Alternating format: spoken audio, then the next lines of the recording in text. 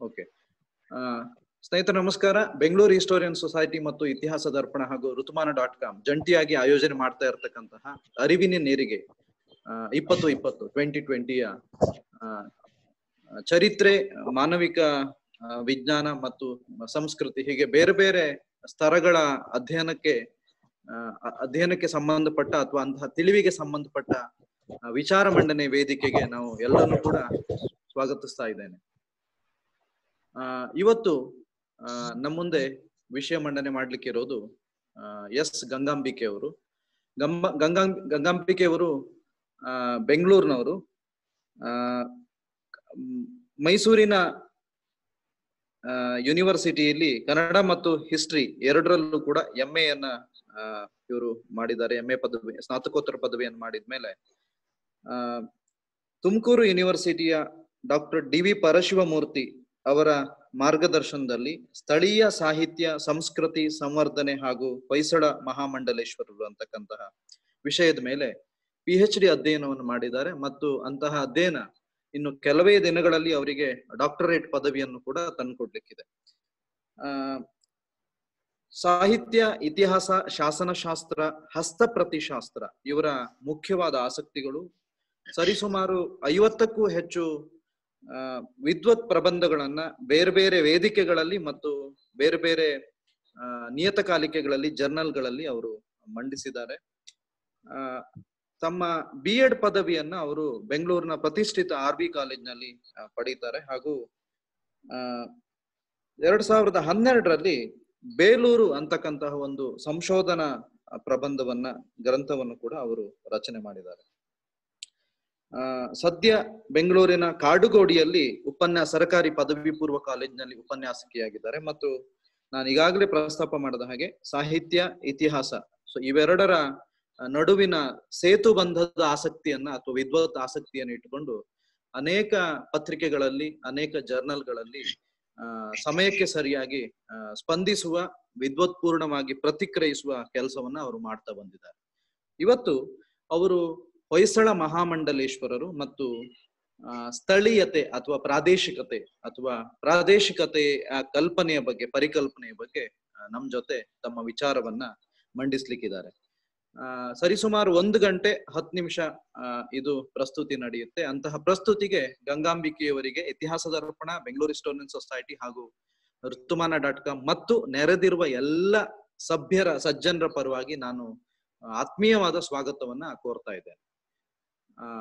ಈ ಪ್ರಸ್ತುತಿ ಮುಗಿದ ಮೇಲೆ ಸರಿಸುಮಾರು 1 ಗಂಟೆ 10 ನಿಮಿಷದ ಪ್ರಸ್ತುತಿ ಪ್ರೆಸೆಂಟೇಶನ್ ಆದ್ಮೇಲೆ ಸುಮಾರು ಅರ್ಧ ಗಂಟೆಗಳ ಕಾಲ ಸಂವಾದಕ್ಕೆ ಸಾಧ್ಯತೆ ಇದೆ. ಎಲ್ಲ ಸ್ನೇಹಿತರು ಕೂಡ, ನೆರೆದಿರುವ ಎಲ್ಲ ಅಭ್ಯಾಗತರು ಕೂಡ, ಸಜ್ಜನರು ಕೂಡ ತಮ್ಮ ಪ್ರಶ್ನೆಯನ್ನ ಅಥವಾ ಅಭಿಪ್ರಾಯವನ್ನು ಕೂಡ ಚಾಟ್ ಬಾಕ್ಸ್ ನಲ್ಲಿ ದಯವಿಟ್ಟು ನಮೂದಿಸಿ ಮತ್ತು ಅವುಗಳನ್ನ ಗಂಗಾಂಬಿಕೆಯವರಿಗೆ ಕೇಳಲಾಗತ್ತೆ ಮತ್ತು ಉತ್ತರವನ್ನ ಒದಗಿಸಿಕೊಡ್ಲಾಗತ್ತೆ. ಝೂಮ್ ನಲ್ಲಿ ಈ ಪ್ರಸ್ತುತಿ ನಡೀತಾ ಇರೋ ಹೊತ್ತಿಗೆ ಋತುಮಾನ.com ಫೇಸ್ಬುಕ್ ಪೇಜ್ ಅಲ್ಲಿ ಕೂಡ ಇದು ನಡೀತಾ ಇರುತ್ತೆ, ಲೈವ್ ಆಗ್ತಾ ಇರುತ್ತೆ. ಮತ್ತು ಕಾರ್ಯಕ್ರಮದ ಮುಗಿದ ಮೇಲೂ ಕೂಡ ಬೆಂಗಳೂರು ಹಿಸ್ಟೋರಿಯನ್ ಸೊಸೈಟಿಯ ಯೂಟ್ಯೂಬ್ ಚಾನೆಲ್ ನಲ್ಲಿ, ಋತುಮಾನ.com ಫೇಸ್ಬುಕ್ ಪೇಜ್ ನಲ್ಲಿ ಇದನ್ನು ನೋಡ್ಲಿಕ್ಕೆ ಸಿಗುತ್ತೆ. ಸಾಧ್ಯ ಆದಷ್ಟು ನೋಡಿ ತಮ್ಮ ಸ್ನೇಹಿತರಿಗೆ ಕೂಡ ತಲುಪಿಸಿ ಮತ್ತು ಈ ರೀತಿಯ ಸಂವಾದದಲ್ಲಿ ಭಾಗವಹಿಸುವ ಮೂಲಕ ಇಂತಹ ಹೆಚ್ಚೆಚ್ಚು ಕಾರ್ಯಕ್ರಮಗಳನ್ನ, ಸಂಪನ್ಮೂಲ ವ್ಯಕ್ತಿಗಳನ್ನ ಪ್ರೋತ್ಸಾಹಿಸಿ ಅಂತ ಹೇಳ್ತಾ ಈಗ ನೇರವಾಗಿ ಗಂಗಾಂಬಿಕೆಯವರು ತಮ್ಮ ಪ್ರಸ್ತುತಿಯನ್ನ ಮಾಡ್ಬೇಕಂತೇಳಿ ಕೇಳ್ಕೊಳ್ತಿದ್ದೀನಿ. ನಮಸ್ಕಾರ. ಕೇಳಿಸ್ತಿದೆ ಸರ್?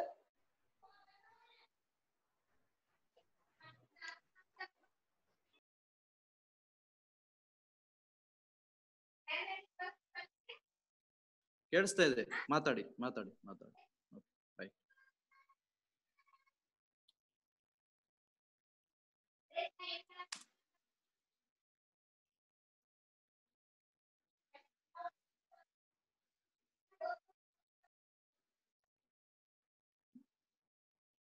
ಗಂಗಾಂಬಿಕೆ ಮೈಕ್ ಮ್ಯೂಟ್ ಮಾಡಿದಿರಿ.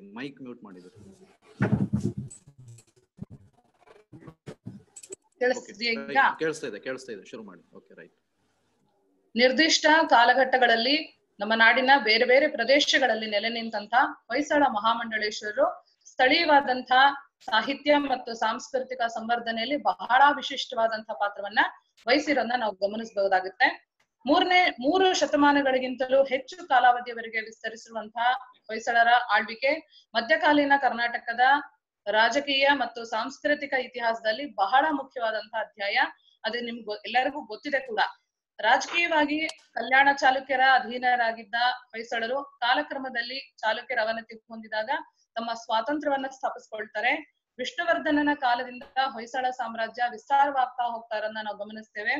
ವಿಶಾಲ ಸಾಮ್ರಾಜ್ಯದ ಪರಿಧಿಯಲ್ಲಿ ಸಾಮ್ರಾಜ್ಯದ ಚಕ್ರವರ್ತಿ ಜನರಿಂದ ದೂರ ನಿಂತು ಅಧಿಕಾರಿಗಳ ಮೂಲಕ ಆಡಳಿತವನ್ನ ನಡೆಸ್ತಾ ಇರ್ತಾನೆ.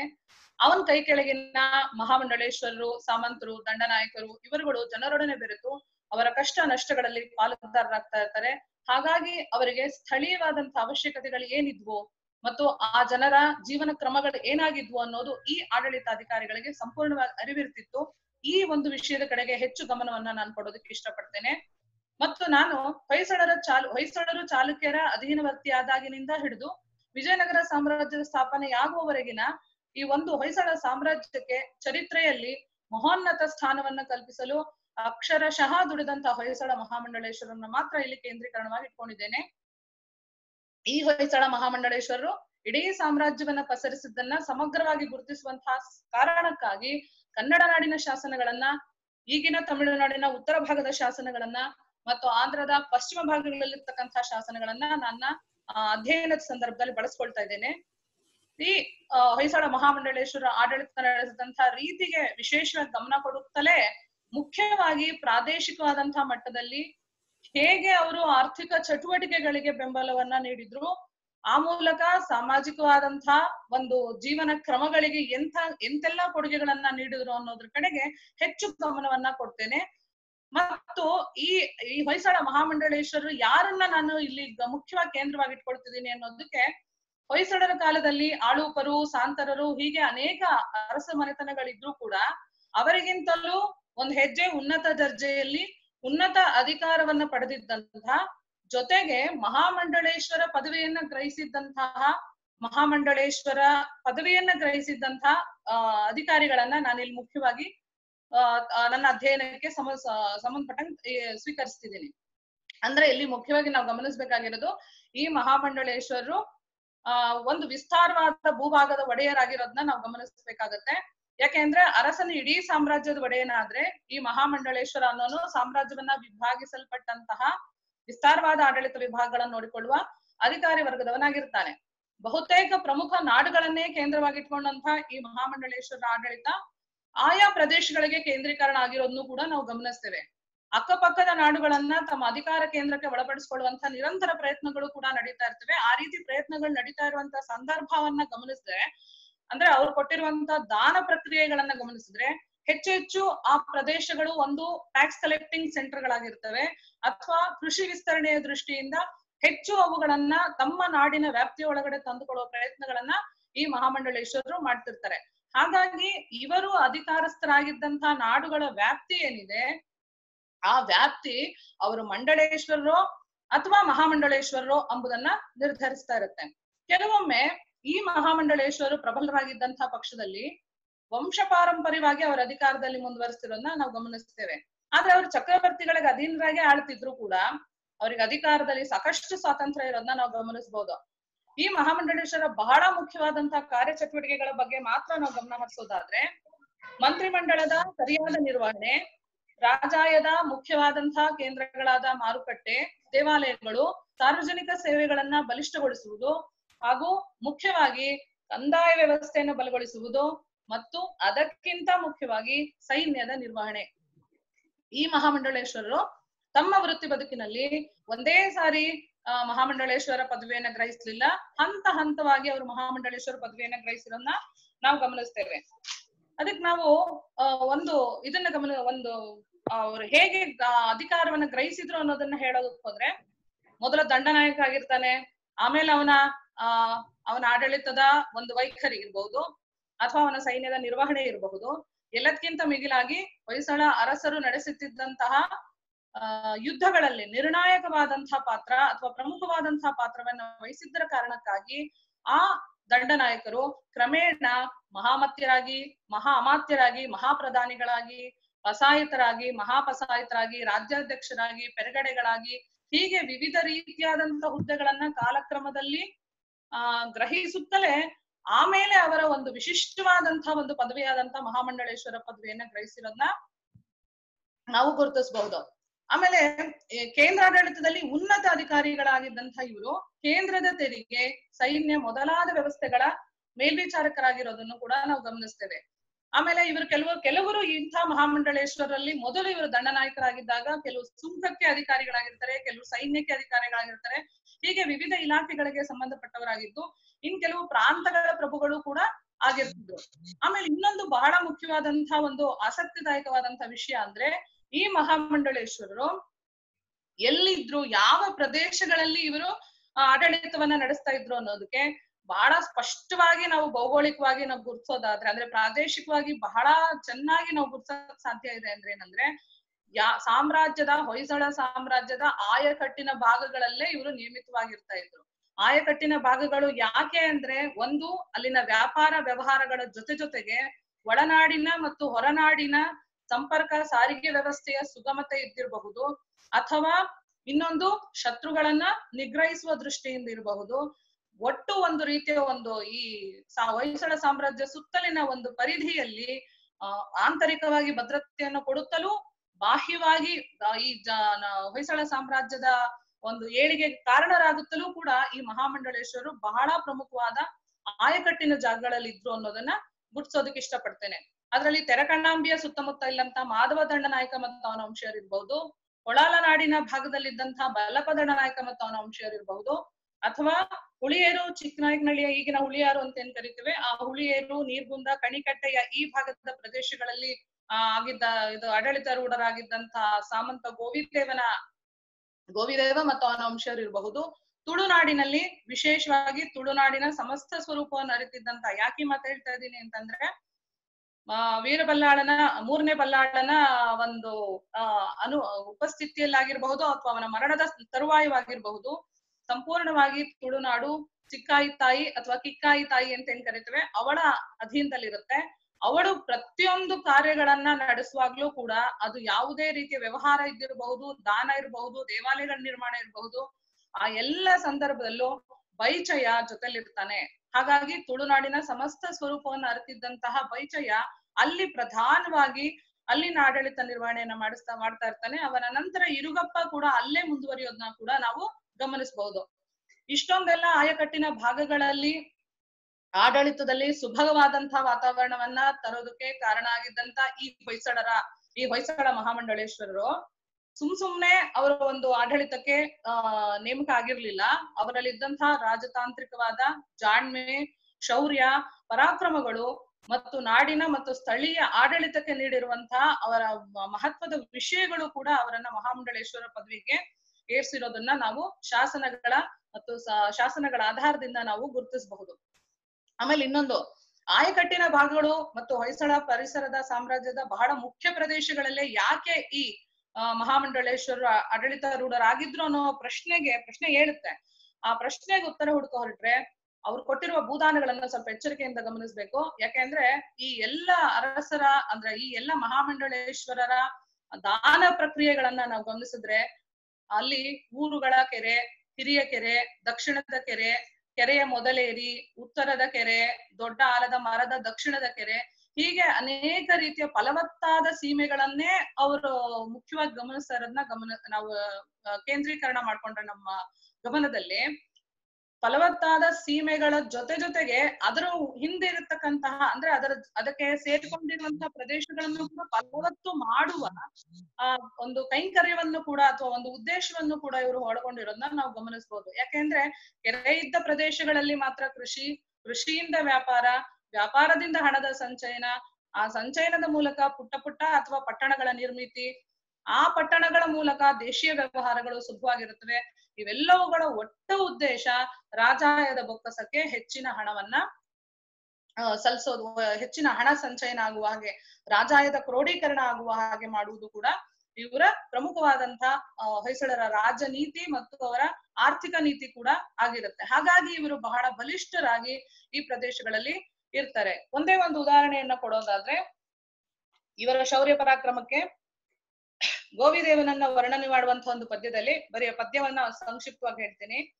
ಚಂಗಾಡುವ ನೇರಿದ ಮಾತಂಗದ ಮೊಗದೊಡ್ಡಿನಲ್ಲಿ ಸಬಳದ ಮಸೆಗಳು ಪಿಂಗದೆ ಪೋಲ್ದೆಸೆದಿದ್ದವು ಸಂಗತ ಗುಣ ಗೋವಿ ಇರಿದ ಸಾಸನ ಲಿಪಿಯಂ. ಸಾಸನ ಲಿಪಿ ಅಂತಂದ್ರೆ ಶಾಸನ ಲಿಪಿ ಅಂತಂದ್ರೆ ಅವನು ಚಂಗಾಡುವ ಅರಸನೊಡನೆ ಯುದ್ಧ ಮಾಡ್ತಿದ್ದಾಗ ಆ ಅರಸನು ಕುಳಿತಿದ್ದ ಆನೆಯ ಮುಖದ ಮೇಲೆ ಬರ್ಜಿಯಿಂದ ಇರಿದು ಮಾಡಿದ ಗಾಯಗಳು ಗೋವಿದೇವನ ಶೌರ್ಯವನ್ನು ವರ್ಣಿಸುವ ಶಾಸನದ ಅಕ್ಷರಗಳಂತಿದ್ದವು ಅನ್ನುವಂತ ಸಂದರ್ಭದಲ್ಲಿ ಹೇಗೆ ಅವರು ಶತ್ರುಗಳನ್ನ ನಿಗ್ರಹಿಸಿ ತಮ್ಮ ಶೌರ್ಯ ಪರಾಕ್ರಮದ ಮೂಲಕ ಆಡಳಿತದಲ್ಲಿ ವಿಶೇಷವಾದಂತಹ ಸ್ಥಾನಮಾನಗಳಿಗೆ ಪಾತ್ರರಾಗಿದ್ರು ಅನ್ನೋದನ್ನ ನಾವಿಲ್ಲಿ ಗಮನಿಸಬಹುದು.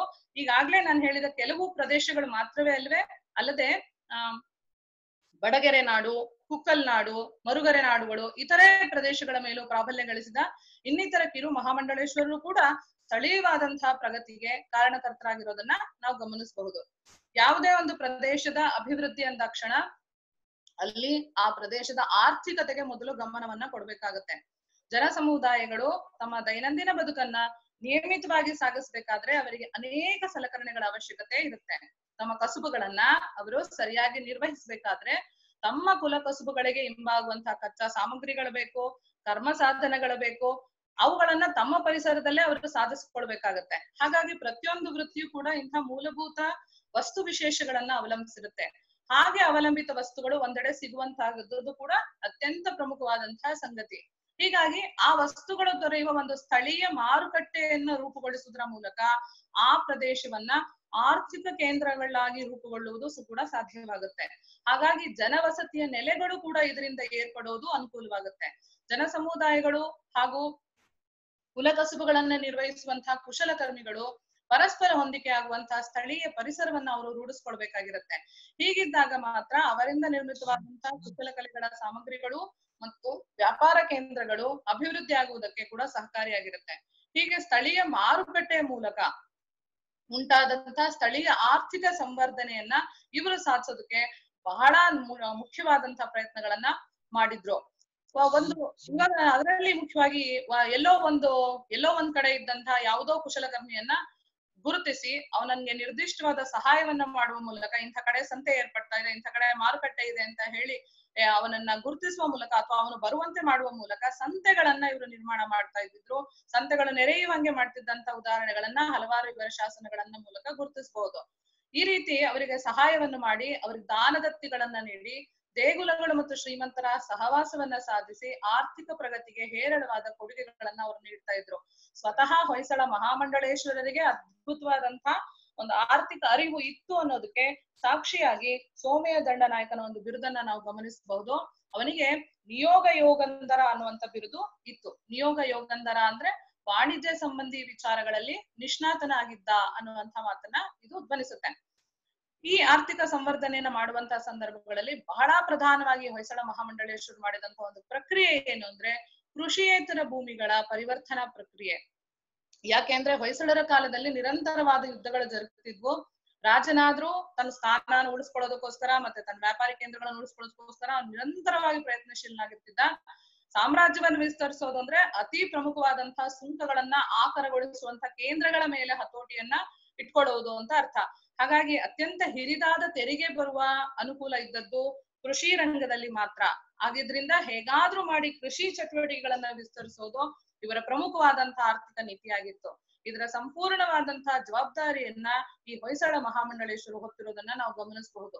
ಇಂಥ ಕೃಷಿಯೇತರ ಭೂಮಿಯನ್ನ ಕೃಷಿ ಭೂಮಿಯನ್ನಾಗಿ ಪರಿವರ್ತಿಸೋದ್ರಿಂದ ಕೃಷಿ ಚಟುವಟಿಕೆಗಳಿಗೆ ವಿಶೇಷವಾಗಿ ಸ್ಥಾನಮಾನವನ್ನ ದೊರಕಿಸಿಕೊಡುವುದು ಒಂದೆಡೆ ಆದ್ರೆ, ಇನ್ನೊಂದೆಡೆ ಸ್ವತಃ ಕೃಷಿ ಭೂಮಿಯನ್ನು ಹೊಂದಿಲ್ಲದ ವ್ಯಕ್ತಿಗಳಿಗೆ ಕೃಷಿ ಭೂಮಿಯನ್ನು ಒದಗಿಸಿಕೊಡುವಂತಾಗುವುದು ಕೂಡ ಒಂದು ವಿಶೇಷವಾದಂತಹ ಸಂಗತಿ. ಯಾಕೆ ವಿಶೇಷ ಸಂಗತಿಯಿಂದ ಇದರಿಂದ ರಾಜ್ಯದ ಬೊಕ್ಕಸಕ್ಕೆ ಆದಾಯ ಕೂಡ ಹೆಚ್ಚಾಗುತ್ತೆ. ಕೃಷಿ ಯೋಗ್ಯ ಭೂಮಿ ಇರುವಂತಹ ಕಡೆಗಳಲ್ಲಿ ಸಹಜವಾಗಿ ಜನರು ವಾಸಿಸತೊಡಗುತ್ತಾರೆ. ಇದು ಹೊಸ ಜನವಸತಿ ನೆಲೆಗಳ ನಿರ್ಮಾಣಕ್ಕೆ ಕಾರಣವಾಗುತ್ತೆ. ತತ್ಫಲವಾಗಿ ಜನಸಂಖ್ಯೆ ಆ ಪ್ರದೇಶಗಳಲ್ಲಿ ಸಾಂದ್ರಗೊಳ್ಳುತ್ತೆ. ಕೃಷಿ ಭೂಮಿಯ ದೆಸೆಯಿಂದ ಆರಂಭವಾದಂತಹ ನಗರೀಕರಣ ಪ್ರಕ್ರಿಯೆ ಹೆಚ್ಚಾಗಿ ಅಭಿವೃದ್ಧಿ ಹೊಂದೋದಕ್ಕೆ ಇದರಿಂದ ಸಾಧ್ಯ ಆಗುತ್ತೆ. ಇದರಿಂದ ವಸತಿ ನೆಲೆಗಳ ಮೇಲಿನ ತೆರಿಗೆಯಿಂದಲೂ ಕೂಡ ಹಣದ ಸಂಗ್ರಹ ಆರಂಭವಾಗಿರೋದನ್ನ ನಾವು ಶಾಸನಗಳ ಆಧಾರದಿಂದ ಗುರುತಿಸಬಹುದು. ಹಲವು ಕುಶಲಕರ್ಮಿಗಳು ಈ ನಗರಗಳ ಜನರ ಮೂಲಭೂತ ಪೂರೈಸುವ ಗುರುತರವಾದಂತಹ ಜವಾಬ್ದಾರಿಯನ್ನು ಹೊತ್ತಿರುವುದನ್ನು ಕೂಡ ನಾವು ಗಮನಿಸಬಹುದು. ಈ ಹೊಸ ಜನವಸತಿಗಳಲ್ಲಿ ಭೂಮಿಯನ್ನ ಕೃಷಿ ಭೂಮಿಗಳನ್ನಾಗಿ ಪರಿವರ್ತಿಸಿದಂತಹ ಸಂದರ್ಭಗಳಲ್ಲಿ ಜನರಿಗೆ ಮೂಲಭೂತ ಅವಶ್ಯಕತೆಗಳನ್ನ ಈಡೇರಿಸುವ ಪ್ರಯತ್ನಗಳನ್ನ ಹೇರಳವಾಗಿ ಹೇರಳವಾಗಿ ನಡೆದದನ್ನ ಗಮನಿಸಬಹುದು. ಇಂಥ ವ್ಯವಸ್ಥೆಯ ಕೇಂದ್ರ ನಿರ್ಮಾತೃಗಳು ಮಹಾಮಂಡಳೇಶ್ವರರೇ ಆಗುತ್ತಿದ್ರು. ಕೆಲವೆಡೆಗಳಲ್ಲಿ ಮಹಾಮಂಡಳೇಶ್ವರರ ಪರವಾಗಿ ಅವರ ಅಧೀನ ಅಧಿಕಾರಿಗಳು ಕಾರ್ಯನಿರ್ವಹಿಸಿರುವುದನ್ನ ಕೂಡ ನಾವು ಗಮನಿಸಬಹುದು. ಒಂದೆಡೆ ಇದು ಸಾಮಾಜಿಕ ಪ್ರಾಮುಖ್ಯತೆಯ ಕೆರೆ, ಕಟ್ಟೆ, ಬಾವಿಗಳು ಇಂಥವುಗಳ ನಿರ್ಮಾಣ ಪ್ರಕ್ರಿಯೆಗಳು ನಡೆದ್ರೆ, ಇನ್ನೊಂದು ಕಡೆ ಧಾರ್ಮಿಕವಾದಂತ ಒಂದು ಆವರಣದಲ್ಲಿ ದೇವಾಲಯಗಳ ನಿರ್ಮಿತಿ ಮೂಲಕ ಕೂಡ ಈ ಆರ್ಥಿಕ ಪ್ರಕ್ರಿಯೆ ಪ್ರಾರಂಭ ಆಗ್ತಾ ಇರುತ್ತೆ. ಕೃಷಿಯ ಚಟುವಟಿಕೆಗಳಿಗೆ, ನೀರಾವರಿ ಉದ್ದೇಶಗಳಿಗೆ ಕೆರೆಯನ್ನ ಈ ನಿರ್ಮಾಣ ಮಾಡ್ತಿದ್ದಂತ ಸಂಗತಿಯನ್ನ ನಾವೆಲ್ಲರೂ ತಿಳ್ಕೊಂಡಿದ್ದೀವಿ. ಆದ್ರೆ ಹೊಯ್ಸಳ ಮಹಾಮಂಡಳೇಶ್ವರ ಕಾಲದಲ್ಲಿ ಬಹು ಮುಖ್ಯವಾದಂತಹ ವಿಷಯವನ್ನ ನಾವು ಗಮನಿಸೋದಾದ್ರೆ, ಧಾರ್ಮಿಕ ಕೇಂದ್ರಗಳಾಗಿದ್ದಂತ ದೇವಾಲಯಗಳನ್ನ ವಿಸ್ತರಿಸಿ ಸಾಮಾಜಿಕ ಮತ್ತು ಆರ್ಥಿಕ ಕೇಂದ್ರಗಳನ್ನಾಗಿ ಅವರು ರೂಪಿಸ್ತಾ ಹೋಗ್ತಾರೆ. ಇದ್ರ ಜೊತೆಗೆ ಕೃಷಿ ವ್ಯವಸ್ಥೆಯನ್ನು ವಿಸ್ತರಿಸುವಂತ ಹೊಣೆಗಾರಿಕೆ ಇನ್ನಿತರ ಗಣ್ಯ ವ್ಯಕ್ತಿಗಳ ಹಿಡಿತದಲ್ಲೂ ಕೂಡ ಇತ್ತು ಅನ್ನೋದನ್ನ ನಾವು ಕೂಡ ತಿಳಿಯಬಹುದು. ಹಾಗಾಗಿ ಅವರ ಸ್ಥಾನವನ್ನು ಕೂಡ ನಾವಿಲ್ಲಿ ಗುರುತಿಸಬಹುದಾಗಿದೆ. ಈ ರೀತಿ ಸಹಜವಾಗಿ ಕೃಷಿ ಭೂಮಿಯನ್ನು ವಿಸ್ತರಿಸೋದು ಅಂದ್ರೆ ಅಲ್ಲಿ ಈಗಾಗ್ಲೇ ಒಂದು ಕಾಡಿನ ಪ್ರದೇಶ ಇತ್ತು ಅಥವಾ ಕೃಷಿ ಯೋಗ್ಯವಲ್ಲದ ಭೂಮಿ ಇತ್ತು, ಅದನ್ನ ಕೃಷಿ ಭೂಮಿಯನ್ನ ಪರಿವರ್ತಿಸುವಂತಹ ಸಂದರ್ಭಕ್ಕೆ ಒಂದೆರಡು ಉದಾಹರಣೆಗಳನ್ನು ಕೊಡೋದಾದ್ರೆ,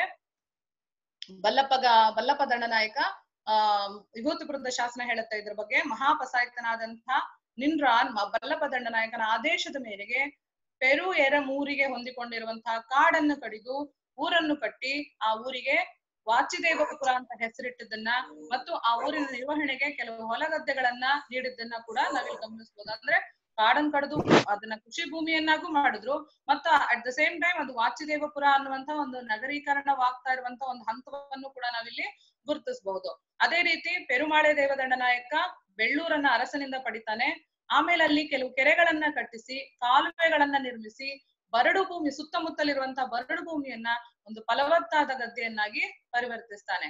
ಈ ರೀತಿ ಮಾಡೋದಕ್ಕೆ ಮಹಾಮಂಡಳೇಶ್ವರರು ಅಪಾರವಾಗಿ ಶ್ರಮಿಸ್ತಾ ಇದ್ರು. ಈ ಶ್ರಮದ ಸಂದರ್ಭದಲ್ಲಿ ಇಂಥ ಕೆಲವು ಕಾರ್ಯಗಳನ್ನ ಮಹಾಜನರ ಮೂಲಕ ಕೂಡ ಅವರು ಸಾಧಿಸ್ತಾ ಇದ್ದದನ್ನ ನಾವು ಗಮನಿಸ್ತೇವೆ.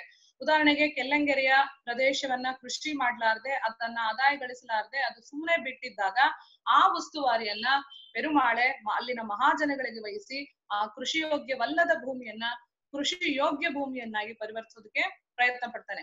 ಕೆಲವೊಂದ್ ಸಾರಿ ಅಲ್ಲಿನ ನಾಡಗೌಡರಿಗೆ ಅಥವಾ ಅಲ್ಲಿನ ಗ್ರಾಮದ ಮುಖಂಡರಾದಂತ ಗೌಡ ಪ್ರಜೆಗಳಿಗೆ ಈ ಜವಾಬ್ದಾರಿಯನ್ನ ವಹಿಸಿ ಈ ಪ್ರಕ್ರಿಯೆಯನ್ನ ಸಕ್ರಿಯಗೊಳಿಸಿದಂತ ಒಂದು ಉದಾಹರಣೆ ಕೂಡ ನಮ್ಗೆ ಬಂಕಿಹಳ್ಳಿ ಅನ್ನುವಂತ ಒಂದು ಹಳ್ಳಿಯನ್ನ ಕೆಲವು ಗೌಡರು ಸ್ಥಾಪಿಸಿ ಆ ಸುತ್ತಮುತ್ತಲಿನ ಪ್ರದೇಶ ಕೃಷಿಯೋಗ್ಯ ಭೂಮಿಯನ್ನಾಗಿ ಮಾಡೋದಕ್ಕೆ ಪ್ರಯತ್ನ ಪಟ್ಟಿದ್ದನ್ನ ಕೂಡ ಇವರ ಶಾಸನಗಳ ಮೂಲಕ ನಾವು ತಿಳ್ಕೋಬಹುದು. ಇನ್ನು ಒಂದು ಕೃಷಿ ಭೂಮಿಯನ್ನ ವಿಸ್ತರಿಸುವ ಜನರಿಗೆ ಇವರು ಅನೇಕ ಸಹಾಯಗಳನ್ನ ದಾನದ ರೂಪದಲ್ಲಿ ಕೊಡ್ತಿದ್ರು. ಇನ್ ಕೆಲವು ಸಂದರ್ಭಗಳಲ್ಲಿ ತೆರಿಗೆಗಳಲ್ಲಿ ವಿನಾಯಿತಿಗಳನ್ನ ಕೊಡ್ತಿದ್ರು. ಹೀಗೆ ರೂಪುಗೊಂಡಂತಹ ಹೊಸ ಊರುಗಳು, ಹಳ್ಳಿಗಳು ಮಹಾಜನರ ಇಲ್ಲ ಗ್ರಾಮದ ಮುಖಂಡರ ಅಧೀನದಲ್ಲಿರ್ತಿತ್ತು.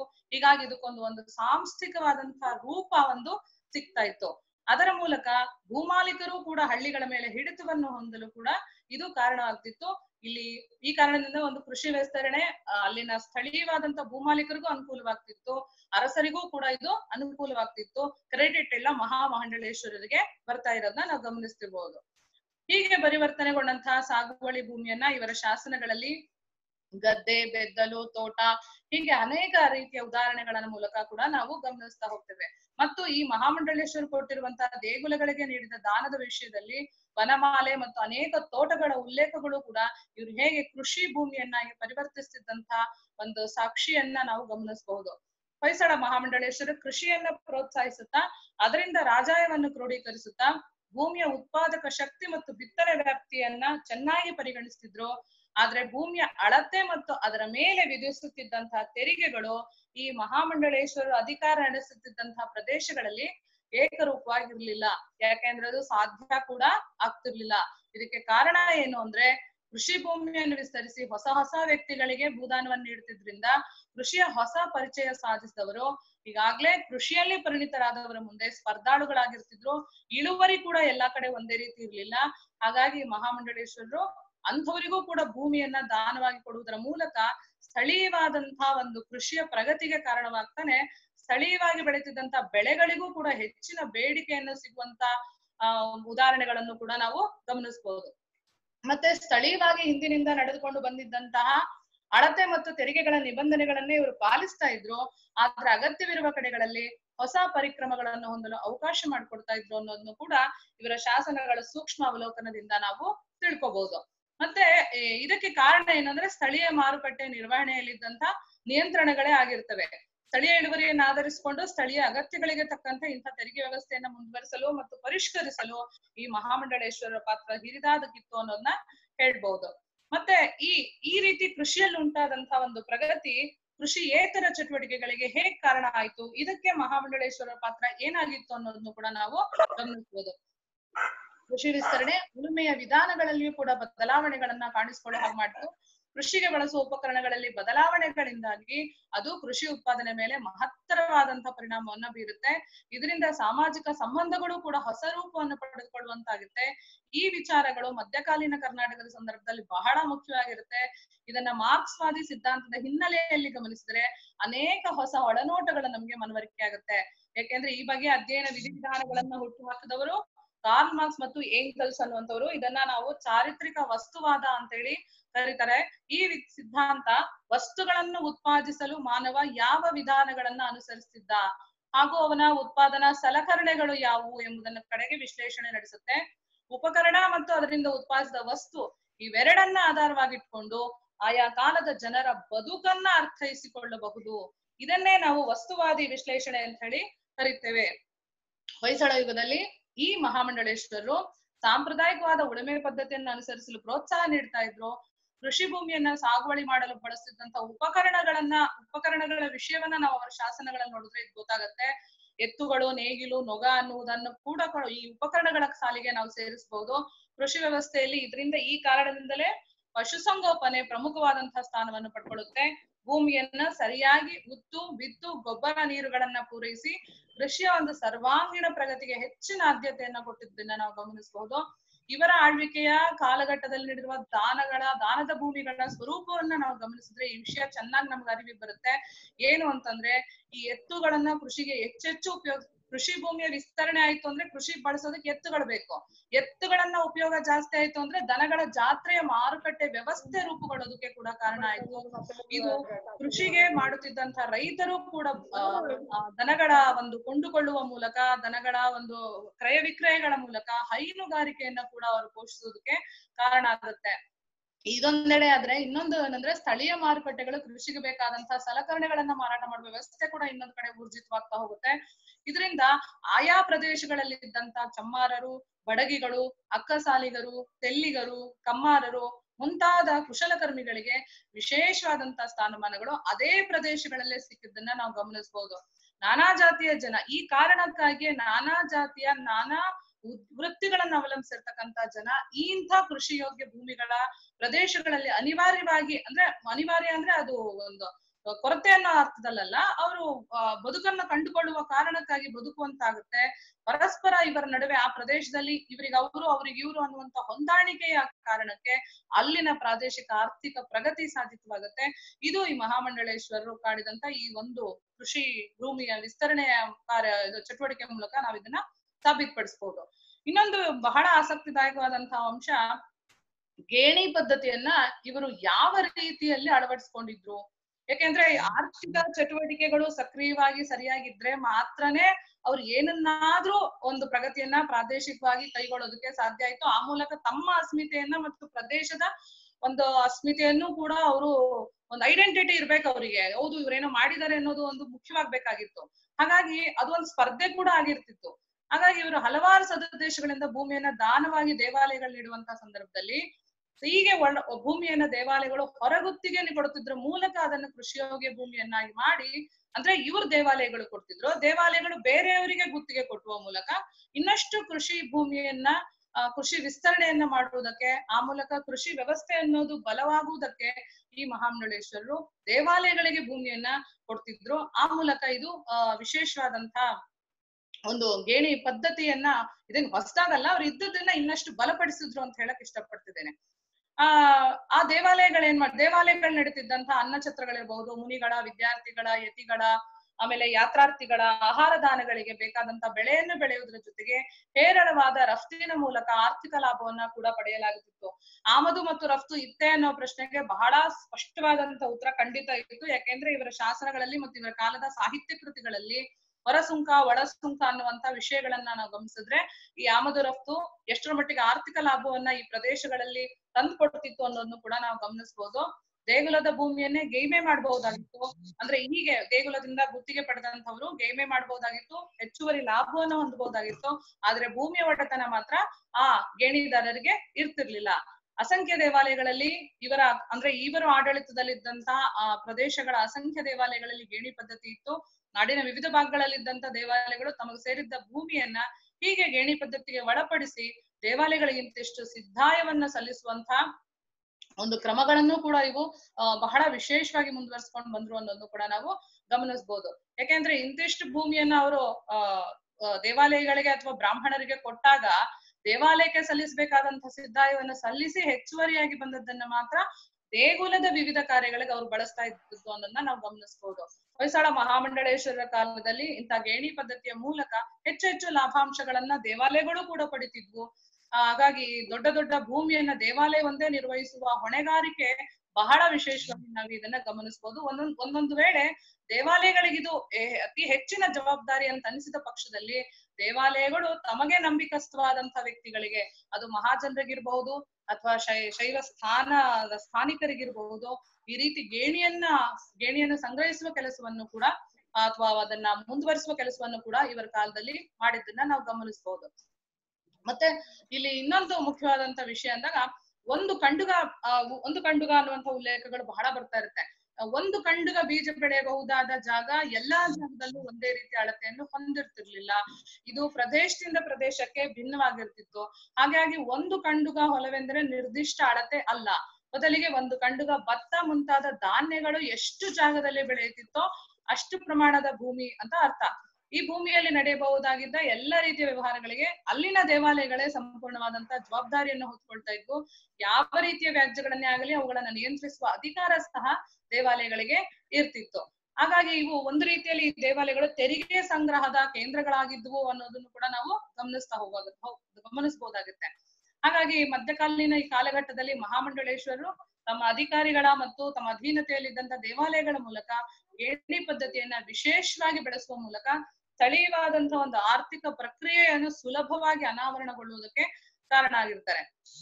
ಇನ್ನು ಮೂರನೇ ಬಹಳ ಮುಖ್ಯವಾದಂತಹ ಅಂಶ ಅಂದ್ರೆ ನೀರಾವರಿಗೆ ಸಂಬಂಧಪಟ್ಟಂತೆ ಇವರು ಮಾಡಿದಂತಹ ಕೆಲಸಗಳು ಎರಡು ರೀತಿಯಲ್ಲಿ ನಾವು ಗಮನಿಸಬಹುದು. ಒಂದು ಕೆರೆಗಳನ್ನ ನಿರ್ಮಿಸುವುದು, ಮತ್ತೆ ಇನ್ನೊಂದು ಈಗಾಗಲೇ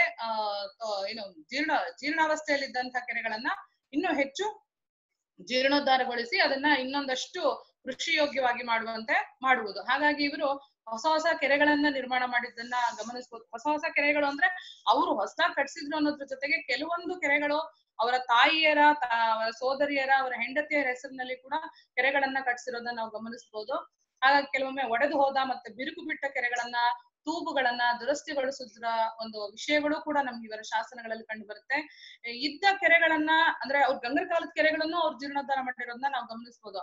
ಹಾಗಾಗಿ ಅಂಥ ಕೆರೆಗಳನ್ನ ಜೀರ್ಣೋದ್ಧಾರಗೊಳಿಸುವಂತಹ ಪ್ರಕ್ರಿಯೆಯಲ್ಲಿ ಮಹಾಮಂಡಳೇಶ್ವರರು ಎಷ್ಟರ ಮಟ್ಟಿಗೆ ತೊಡಗಿಸ್ಕೊಳ್ತಾ ಇದ್ರು ಅನ್ನೋದಕ್ಕೆ ಆ ಕೆರೆಗಳನ್ನ ನಿರ್ಮಿಸೋದಕ್ಕೆ ಹೋಲಿಸಿದ್ರೆ ಕೆರೆಗಳನ್ನ ಜೀರ್ಣೋದ್ಧಾರಗೊಳಿಸುವುದು ಕೂಡ ಆರ್ಥಿಕವಾಗಿ ಉಳಿತಾಯವಾಗಬಹುದಾದಂತ ಬಹುದೊಡ್ಡ ವಿಚಾರ.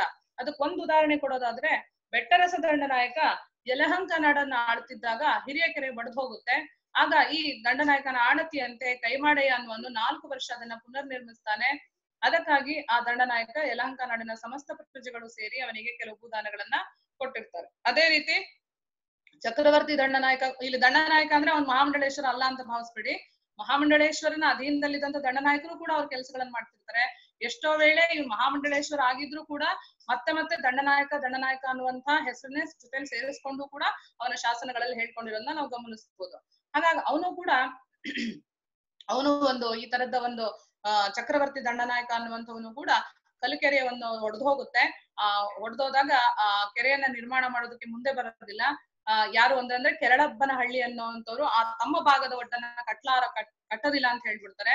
ಆಗ ಈ ಕಲ್ಕೆರೆ ಅವರು ಸೇರಿ ಅವರೇ ಮುಂದೆ ನಿಂತು ಎರಡೂ ಭಾಗದ ಒಡ್ಡನ್ನ ಕಟ್ಟಿ ವಿಶೇಷವಾದಂತ ದಾನಗಳಿಗೆ ಪಾತ್ರರಾಗ್ತಾರೆ. ಈ ದಾನಗಳನ್ನು ಕೊಡುವ ಸಂದರ್ಭದಲ್ಲಿ ಈ ದಂಡನಾಯಕ ಉಪಸ್ಥಿತರಿದ್ದು ಅವರಿಗೆ ಆ ದಾನದ ಎಲ್ಲ ಭೂಮಿಗಳನ್ನ ದಾನ ಮಾಡಿರುವಂತಹ ಸಂಗತಿಯನ್ನ ನಾವಿಲ್ಲಿ ಗಮನಿಸಬಹುದು. ಇಂತಹ ನೂರಾರು ಉದಾಹರಣೆಗಳನ್ನ ನಾವು ಹೊಯ್ಸಳ ಮಹಾಮಂಡಲೇಶ್ವರ ಅವಧಿಯಲ್ಲಿ ನಮಗೆ ದೊರಕುತ್ತೆ. ಕೆರೆಗಳಲ್ಲಿ ಹೂಳು ತುಂಬಿಕೊಂಡು ನೀರು ನಿಲ್ಲುವ ಪ್ರಮಾಣ ಕಡಿಮೆ ಆದಾಗ ಹೆಸರನ್ನ ಕೆರೆಗಳಿಂದ ಹೊರತೆಗೆಯುವ ಕಾರ್ಯ ಕೂಡ ನಡೆಯುತ್ತಿತ್ತು. ಹೀಗಾಗಿ ಅಂಥ ಕೆರೆಯಿಂದ ಹೂಳನ್ನು ತೆಗೆಯುವ ಕೆಲಸಕ್ಕಾಗಿ ಬಂಡಿಯನ್ನು ದಾನ ನೀಡಿರುವ ಮತ್ತು ಬಂಡಿಗಳ ಚಾಲಕರ ನಿರ್ವಹಣೆಗಾಗಿ ಕೂಡ ಭೂಮಿಯನ್ನ ದಾನ ನೀಡಿರುವಂತಹ ಉಲ್ಲೇಖಗಳನ್ನು ಕೂಡ ನಾವು ಗಮನಿಸ್ತೇವೆ. ದೇವಾಲಯಗಳು, ಮಠಗಳು, ವರ್ತಕ ಸಂಘಗಳು, ಗ್ರಾಮ ಸಭೆಗಳು, ಕೆರೆ, ಕಾಲುವೆ, ತೂಗು, ಬಾವಿ ನಿರ್ಮಾಣ ಪ್ರಕ್ರಿಯೆಯಲ್ಲಿ ಸತತವಾಗಿ ಇವರ ಕಾಲದಲ್ಲಿ ಸಕ್ರಿಯವಾಗಿದ್ವು.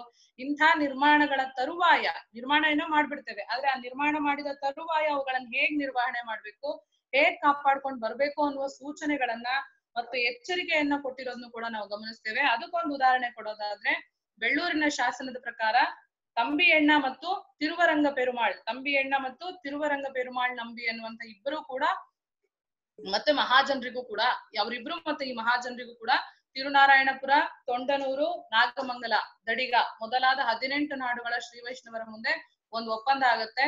ಆ ಒಪ್ಪಂದದ ಪ್ರಕಾರ ಅವ ತಂಬಿಯಣ್ಣ ತಿರುವರಂಗ ಪೆರುಮಾಳ್ ನಂಬಿ ಬಿತ್ತು ಒಟ್ಟಕ್ಕಾಗಿ ವರ್ಷ ನಿಬಂಧಿಯಾಗಿ ಖಂಡುಗಕ್ಕೆ 4 ಪಣದಂತೆ ಕೊಡುವುದಲ್ಲದೆ ಅಧಿಕಾರಿಗಳಿಗೆ ಮತ್ತು ಗೌಡರಿಗೆ ನೀಡಬೇಕಾದ ನಗದನ್ನು ಕೂಡ ನಮೂದಿಸ್ತಾ ಇದ್ದು ಊರಿನ ಇತರೆ ಅಭಿವೃದ್ಧಿ ಕಾರ್ಯಗಳಿಗಾಗಿ ಮಹಾಜನರೇ ವೆಚ್ಚ ಮಾಡ್ಬೇಕು ಅನ್ನುವಂತಹ ಸೂಚಿಸುತ್ತೆ. ಈ ಎಲ್ಲಾ ಪ್ರಕ್ರಿಯೆಗಳ ಮಧ್ಯದಲ್ಲಿ ಈ ದಂಡನಾಯಕ ಮುಂಚೆ ಇದ್ದು ಸಾರ್ವಜನಿಕ ಹಿತದ ದೃಷ್ಟಿಕೋನವನ್ನ ಇವನು ಹೇಗೆ ನೆರವೇರಿಸಿದ್ದ ಅನ್ನೋದನ್ನು ಕೂಡ ನಾವಿಲ್ಲಿ ಗಮನಿಸಬಹುದು. ಇನ್ನೊಂದು ಈ ತರದ ಅನೇಕ ಒಡಂಬಡಿಕೆಗಳಾಗಿರೋದನ್ನು ಕೂಡ ನಾವು ಗಮನಿಸಬಹುದು. ಆಮೇಲೆ ಕೆರೆ ನಿರ್ಮಾಣದ ವಿಷಯ ಬಂದಾಗ ಅಥವಾ ಕೆರೆಗಳ ಒಂದು ಪುನರ್ ನಿರ್ಮಾಣದ ವಿಷಯ ಬಂದಾಗ ಆ ಒಡ್ಡರಿಗೆ ವಿಶೇಷವಾದಂತಹ ಪ್ರೋತ್ಸಾಹ ಕೊಟ್ಟಿರೋದ್ರ ಕಡೆಗೆ ನನ್ಗೆ ಗಮನ ಸೆಳಿಬೇಕು ಅಂತ ಅನ್ಸ್ತಿದೆ. ಏನಂದ್ರೆ ವಿಶೇಷವಾಗಿ ನೀರಾವರಿ ಕಾರ್ಯಗಳನ್ನೇನೋ ಯೋಜನೆಗಳನ್ನೇನೋ ಹಮ್ಮಿಕೊಳ್ತಾ ಇದ್ರು ನಿಜ, ಆದ್ರೆ ಕೆರೆಗಳನ್ನ ತೋಡುವ ಸಂದರ್ಭದಲ್ಲಿ ಆ ತೋಡುವ ಪ್ರಕ್ರಿಯೆಯಲ್ಲಿ ವಿಶೇಷವಾದ ಪರಿಣತಿಯನ್ನು ಹೊಂದಿದ್ದಂತ ಕೆರೆ ನಿರ್ಮಾಣ ವೃತ್ತಿಯಲ್ಲಿ ಪರಿಣಿತರಾಗಿದ್ದ ಕುಶಲಕರ್ಮಿಗಳಾದಂತ ಈ ಒಡ್ಡರ ಪಾತ್ರ ಬಹಳ ಮುಖ್ಯವಾಗಿರುತ್ತೆ. ಅಂತ ಒಡ್ಡರಿಗೂ ಕೂಡ ದಾನ ಧರ್ಮಾದಿ ಕ್ರಿಯೆಗಳು ನಡೆದಿರೋದನ್ನು ಕೂಡ ನಾವಿಲ್ಲಿ ಗಮನಿಸಬಹುದು. ಯಾಕೆಂದ್ರೆ ನೀರು ಬೇರೆಡೆಯಿಂದ ಇಲ್ಲಿ ಬಂದು ಸಂಚಯನಗೊಳ್ಬೇಕು, ಇಲ್ಲಿ ಸಂಗ್ರಹಗೊಂಡಂತ ನೀರು ಮುಂದುವರಿಬೇಕು. ಆ ನೀರು ನಾನಾ ಮೂಲಗಳಿಂದ ಸಂಗ್ರಹಗೊಂಡಂತ ಸಂದರ್ಭದಲ್ಲಿ ಅವರು ಒಡ್ಡನ್ನ ಅಥವಾ ಅಣೆಯನ್ನ ನಿರ್ಮಿಸಬೇಕಾಗಿತ್ತು.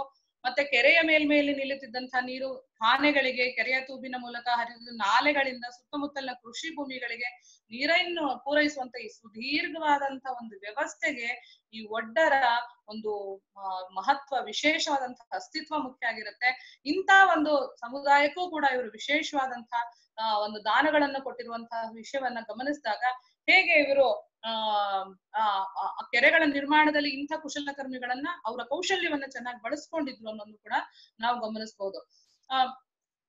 ಉದಾಹರಣೆಗೆ ಅನೇಕ ಈ ತರದ ಕೊಡುವಂತ ಸಂದರ್ಭದಲ್ಲಿ ಅನೇಕ ಕಟ್ಟುಗುತ್ತಗೆ ಕೊಡುಗೆಗಳನ್ನ ಕೊಟ್ಟಿರೋದನ್ನ ಸಿಂಗಯ್ಯ ನಾಯಕನ ಶಾಸನಗಳಲ್ಲಿ ಮತ್ತು ಅನೇಕ ಶಾಸನಗಳಲ್ಲಿ ನಾವು ಗಮನಿಸಬಹುದು. ಹೀಗೆ ಅವರು ಕೃಷಿ ಸಂಪನ್ಮೂಲಗಳ ಅಭಿವೃದ್ಧಿಯ ಮೂಲಕ ರಾಜಾಯವನ್ನು ಹೆಚ್ಚಿಸಿಕೊಳ್ಳುವ ಒಂದು ರೂಪವಾಗಿ ನೀರಾವರಿಗೆ ಸಂಬಂಧಪಟ್ಟಂತಹ ಚಟುವಟಿಕೆಗಳನ್ನ ನಿರ್ವಹಿಸ್ತಾ ಇದ್ರು. ಆ ಮೂಲಕ ಪ್ರಗತಿಪರ ಅಭಿವೃದ್ಧಿ ಕಾರ್ಯಗಳು ಇವರಿದ್ದಂತ ಎಲ್ಲಾ ಪ್ರದೇಶಗಳಲ್ಲಿ ಸ್ಥಳೀಯ ಪರಿಸರವನ್ನ ಇವರು ಅವಲಂಬಿಸಿದ್ವೇ ವಿನಃ ಏಕರೂಪವಾಗಿರ್ಲಿಲ್ಲ ಅನ್ನೋದನ್ನು ಕೂಡ ನಾವು ಗಮನಿಸಬಹುದು. ಈ ರೀತಿಯಾದಂತಹ ನಿರ್ಮಾಣ ಪ್ರಕ್ರಿಯೆಗಳ ಮೇಲ್ನೋಟಕ್ಕೆ ಧಾರ್ಮಿಕ ನಂಬಿಕೆ ಮೇಳೈಸಿದ್ರು ಕೂಡ ಈ ಅಧಿಕಾರಿಗಳಂತೆ ಈ ಮಹಾಮಂಡಲೇಶ್ವರ ಮೂಲವಾದ ಧ್ಯೇಯೋದ್ದೇಶ ರಾಜ್ಯದ ಸಪ್ತಾಂಗಗಳಲ್ಲಿ ಒಂದಾದ ಬೊಕ್ಕಸವನ್ನು ಬಲಪಡಿಸುವುದೇ ಆಗಿತ್ತು. ಇಷ್ಟಾದ್ರೂ ಇನ್ನೂ ಒಂದ್ ಮಾತೇನು ಅಂದ್ರೆ ರಾಜಾಯವನ್ನು ಹೆಚ್ಚಿಸಿಕೊಂಡಂತ ಈ ಪ್ರೋತ್ಸಾಹಕ ನೀತಿಗಳು ಕೃಷಿ ಮತ್ತು ವ್ಯಾಪಾರ ವಲಯಗಳಲ್ಲಿ ಅಭಿವೃದ್ಧಿ ಉಂಟಾಗಿ ಇವರಿಗೂ ಹೆಸರನ್ನ ತಂದು ಕೊಡ್ತಿತ್ತು, ಅರಸನಿಗೂ ಇದು ಲಾಭಕರವಾಗ್ತಿತ್ತು. ಆಮೇಲೆ ತೆರಿಗೆ ವಿಷಯಕ್ಕೆ ಬಂದಾಗ ಇಲ್ಲಿ ಅನೇಕ ರೀತಿಯ ತೆರಿಗೆಗಳನ್ನ ಸಾಹಿತ್ಯ ಕೃತಿಗಳು ಕೂಡ ಉದಾಹರಣೆ ವಿಶೇಷವಾಗಿ ರಾಜಾದಿತ್ಯನ ವ್ಯವಹಾರ ಗಣಿತದಲ್ಲಿ, ಕ್ಷೇತ್ರ ಗಣಿತದಲ್ಲಿ ನಾವು ಗಮನಿಸುವಾಗ ಅನೇಕ ತೆರಿಗೆಗಳ ವಿಷಯವನ್ನ ನಾವು ಗಮನಿಸ್ತೇವೆ. ಅದು ಕೂಡ ಹೇಗೆ ಅವರು ತೆರಿಗೆಗಳ ಮೂಲಕ ಆರ್ಥಿಕ ಸಂವರ್ಧನೆಯನ್ನ ಮಾಡಿದ್ರು ಅನ್ನೋದು ಕೂಡ ಮುಖ್ಯ ಆಗುತ್ತೆ. ಉದಾಹರಣೆಗೆ ಹೇಳೋದಾದ್ರೆ ಯಾವುದೋ ಅಲ್ಲೊಂದು ದೇವಾಲಯ ನಿರ್ಮಾಣ ಮಾಡಿದ್ರು ಅಂದ್ರೆ ಅರ್ಥ ಏನು? ಆ ದೇವಾಲಯ ನಿರ್ಮಾಣ ಮಾಡಿದೀನಿ ಅಂತ ಹೇಳಿ ಅರಸನಿಂದ ಈ ಮಹಾಮಂಡಲೇಶ್ವರ ಕೆಲವೊಂದು ಭೂಮಿಯನ್ನ ದಾನ ಪಡೆಯುತ್ತಿದ್ದ, ಅಂದ್ರೆ ವರಮಾನ ಬರ್ತಿತ್ತು. ಯಾವಾಗ ವರಮಾನ ದೇಗುಲಕ್ಕೆ ಹೆಚ್ಚಾಯ್ತೋ ಆಗ ದೇವಾಲಯದ ಸ್ಥಾನಿಕರು, ನಂಬಿಗಳು, ವೈಷ್ಣವರು, ಉಪಾಧ್ಯಾಯರು, ಸೇವಕರು, ಉಗ್ರಾಣದವರು, ಹೂಮಾಲೆ ಕಟ್ಟುವವರು, ನರ್ತಕಿಯರು, ರಕ್ಷಕರು ಅಂದ್ರೆ ತಳಾರರು, ಗಾಯಕರು, ಕುಂಬಾರರು, ಅಕ್ಸಾಲಿಗರು, ಹೀಗೆ ವಿವಿಧ ರೀತಿಯ ಒಂದು ವೃತ್ತಿ ಪಂಗಡಗಳು ಒಂದು ಕಡೆ ಆ ಎಲ್ಲಿ ದೇವಾಲಯ ನಿರ್ಮಾಣ ಆಗಿರುತ್ತೋ ಆ ಪ್ರದೇಶದ ಸುತ್ತಮುತ್ತಲೇ ನೆಲೆಸುವಂತಾಗಿತ್ತು. ಹೀಗಾಗಿ ಅದು ಕೂಡ ಒಂದು ನಗರದ ಸ್ವರೂಪವನ್ನ ಪಡೆಯುವಂತಹ ಸಂದರ್ಭ ಬಂತು. ನಗರ ಸ್ವರೂಪವನ್ನ ಪಡೀತಾ ಇತ್ತು. ಹಾಗಾಗಿ ಇವ್ರು ಸುಮ್ನೆ ಬಂದ್ ನೆಲೆಸಿದ್ರು ಅಂತಲ್ಲ, ಇವ್ರಿಗೆಲ್ಲ ನಿರ್ದಿಷ್ಟ ವೇತನ ನಿಗದಿ ಆಗ್ಬೇಕು. ಜೊತೆಗೆ ದೇವಾಲಯಕ್ಕೆ ಕಾಲಕಾಲಕ್ಕೆ ಬರುತ್ತಿದ್ದಂತ ದಾನದ ಸ್ವರೂಪ ಆದಾಯದಿಂದ ದೇಗುಲದ ವಿವಿಧ ರೀತಿಯ ಆಹಾರ ಮತ್ತು ಆಹಾರೇತರ ವಸ್ತುಗಳಿಗೆ ಒಳ್ಳೆಯ ಮಾರುಕಟ್ಟೆ ನಿರ್ಮಾಣ ಆಯಿತು. ಮಾರುಕಟ್ಟೆ ನಿರ್ಮಾಣ ಆಗಿದ್ರಿಂದ ವರ್ತಕರು ಬಂದು ನೆಲೆಸಿದ್ರು. ಹೀಗಾಗಿ ವಾಣಿಜ್ಯ ಚಟುವಟಿಕೆಗಳು ಅಲ್ಲಿ ಸಕ್ರಿಯಗೊಂಡ್ವು. ಹಾಗಾಗಿ ಅಲ್ಲಿನ ಸುತ್ತಮುತ್ತಲಿನ ದೈನಂದಿನ ಅಗತ್ಯತೆಗಳ ಪೂರೈಕೆ ಸುಲಭವಾಯಿತು. ಹಾಗಾಗಿ ದೇಗುಲಗಳಿಗೆ ದಾನ ಕೊಟ್ಟಿರೋದು ಮೇಲ್ನೋಟಕ್ಕೆ ಧಾರ್ಮಿಕವಾದಂತ ಒಂದು ಆವರಣವನ್ನ ಕೊಟ್ಟರು ಕೂಡ ಅದರ ಹಿನ್ನೆಲೆಯಲ್ಲಿ ಒಂದು ಬಂಡವಾಳ ಹೂಡಿಕೆನೆ ಆಗಿರೋದನ್ನ ನಾವಿಲ್ಲಿ ಗಮನಿಸಬಹುದು. ಆ ಮೂಲಕ ಇವರ ತೆರಿಗೆ ಸಂವರ್ಧನೆಯನ್ನ, ಆರ್ಥಿಕ ಚಟುವಟಿಕೆಗಳು ಹೆಚ್ಚಿದ ತಕ್ಷಣ ಇವ್ರಿಗೆಲ್ಲ ಹಾಕ್ತಿದ್ರಲ್ಲ ತೆರಿಗೆಗಳ ಇವ್ರಿಗೆ ಹಾಕ್ತಿದ್ದಂತ ತೆರಿಗೆಗಳು ಹೇಗೆ ಅವರು ಹೆಚ್ಚು ಅಭಿವೃದ್ಧಿ ಪಥದತ್ತ ಸಾಕ್ತಾ ಇದ್ರು ಅನ್ನೋದನ್ನು ಕೂಡ ನಮ್ಗೆ ಗಮನ ಕೊಡುತ್ತೆ. ಉದಾಹರಣೆಗೆ ವಿವಿಧ ರೀತಿಯ ತೆರಿಗೆಗಳನ್ನ ಇವರು ಈ ಒಂದು ವೃತ್ತಿ ಪಂಗಡಗಳ ಮೇಲೆ ಹಾಕ್ತಿದ್ದಂತ ತೆರಿಗೆಯನ್ನ ಗಮನಿಸಬಹುದು. ಅದರಲ್ಲಿ ಮುಖ್ಯವಾಗಿ ತಡಾರ ಸುಂಕ, ಬಂಡಿಗಳ ಮೇಲೆ ಹಾಕ್ತಿದ್ದಂತ ಬಂಡಿ ತೆರಿಗೆ, ಬಡಿಗೆಗಳ ಮೇಲೆ ಹಾಕ್ತಿದ್ದಂತ ಬಂಡಿ ತೆರೆ, ಕಮ್ಮಾರ ಸುಂಕ, ಸುವರ್ಣಾಯ, ಗಾಣದೆರೆ, ಮಗ್ಗದೆರೆ, ಆಲದೆರೆ, ಆಮೇಲೆ ಇನ್ನು ಅನೇಕ ತೆರಿಗೆಗಳನ್ನ ಗಮನಿಸುವಾಗ ನಾವು ಇವರು ಈ ವೃತ್ತಿ ಪಂಗಡಗಳು ತೆರಿಗೆ ಕೊಡುವಷ್ಟರ ಮಟ್ಟಿಗೆ ಆ ಪ್ರದೇಶಗಳಲ್ಲಿ ಈ ಮಹಾಮಂಡಲೇಶ್ವರ ದೆಸೆಯಿಂದ ಬಹಳ ವಿಶಿಷ್ಟವಾದಂತ ಒಂದು ಅಭಿವೃದ್ಧಿ ಪಥದತ್ತ ಸಾಕ್ತಾ ಇದ್ರು ಅನ್ನೋದನ್ನು ಕೂಡ ನಾವು ಗಮನಿಸ್ಬೇಕಾಗತ್ತೆ. ಮತ್ತೆ ಇನ್ನೊಂದು ಮುಖ್ಯವಾದಂತಹ ವಿಷಯ ಏನು ಅಂದ್ರೆ, ಈ ಹೊಯ್ಸಳರ ಆಳ್ವಿಕೆ ಸಂದರ್ಭದಲ್ಲಿ ಮಹಾಮಂಡಲೇಶ್ವರಿಗೆ ಬಹುಮುಖ್ಯವಾದಂತ ಒಂದು ಕಂದಾಯಾಧಿಕಾರ ಕೂಡ ಇತ್ತು. ಇವರು ಯಾಕೆಂದ್ರೆ ಇವರು ಯಾವ್ದಾದ್ರು ಒಂದು ನಾಡುಗಳ ಮತ್ತು ಆ ನಾಡುಗಳ ಸಮೂಹದ ಮಹಾನಾಡುಗಳ ಅಧಿಪತಿಗಳಾಗಿದ್ರಿಂದ ಅವ್ರು ನಡೆಸ್ತಿದ್ದಂತ ಎಲ್ಲಾ ಬಗೆಯ ಕೆರೆ ನಿರ್ಮಾಣ ಇರ್ಬಹುದು, ತೆರಿಗೆ ವಿಧಿಸುವಿಕೆ ಇರ್ಬಹುದು, ದತ್ತಿ ಇರ್ಬಹುದು, ಭೂದಾನ ಇರ್ಬಹುದು, ಅವುಗಳೆಲ್ಲದ್ರೂ ಕೂಡ ಈ ಪ್ರಭುಗಾವಂಡರ ಉಪಸ್ಥಿತಿ ಕೂಡ ಬಹಳ ವಿಶೇಷವಾಗಿತ್ತು.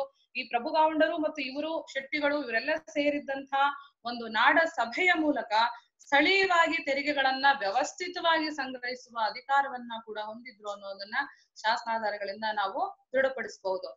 ಹಾಗಾಗಿ ಇನ್ನೂ ಮಹತ್ವದ ತೆರಿಗೆಗಳಲ್ಲಿ ನಾವು ಮದುವೆ ತೆರೆಯನ್ನ ಗಮನಿಸಬಹುದು, ಇನ್ನಿತರ ತೆರಿಗೆಗಳನ್ನ ಕೂಡ ಗಮನಿಸಬಹುದು. ಅದರ ಹೆಚ್ಚು ವಿವರಣೆಗೆ ನಾನು ಇಲ್ಲಿ ಹೋಗಲ್ಲ. ಬಹಳ ಮುಖ್ಯವಾದಂತ ಇನ್ನೊಂದು ಅಂಶ ಸ್ಥಳೀಯವಾದಂತ ಆರ್ಥಿಕ ಪ್ರಗತಿಗೆ ಕಾರಣ ಆಗಿದ್ದಕ್ಕೆ ನಾನು ಭೂಮಾಲೀಕತ್ವದ ಒಂದು ವಿಷಯವನ್ನ ಪ್ರಸ್ತಾಪಿಸೋದಕ್ಕೆ ಇಷ್ಟಪಡ್ತೇನೆ.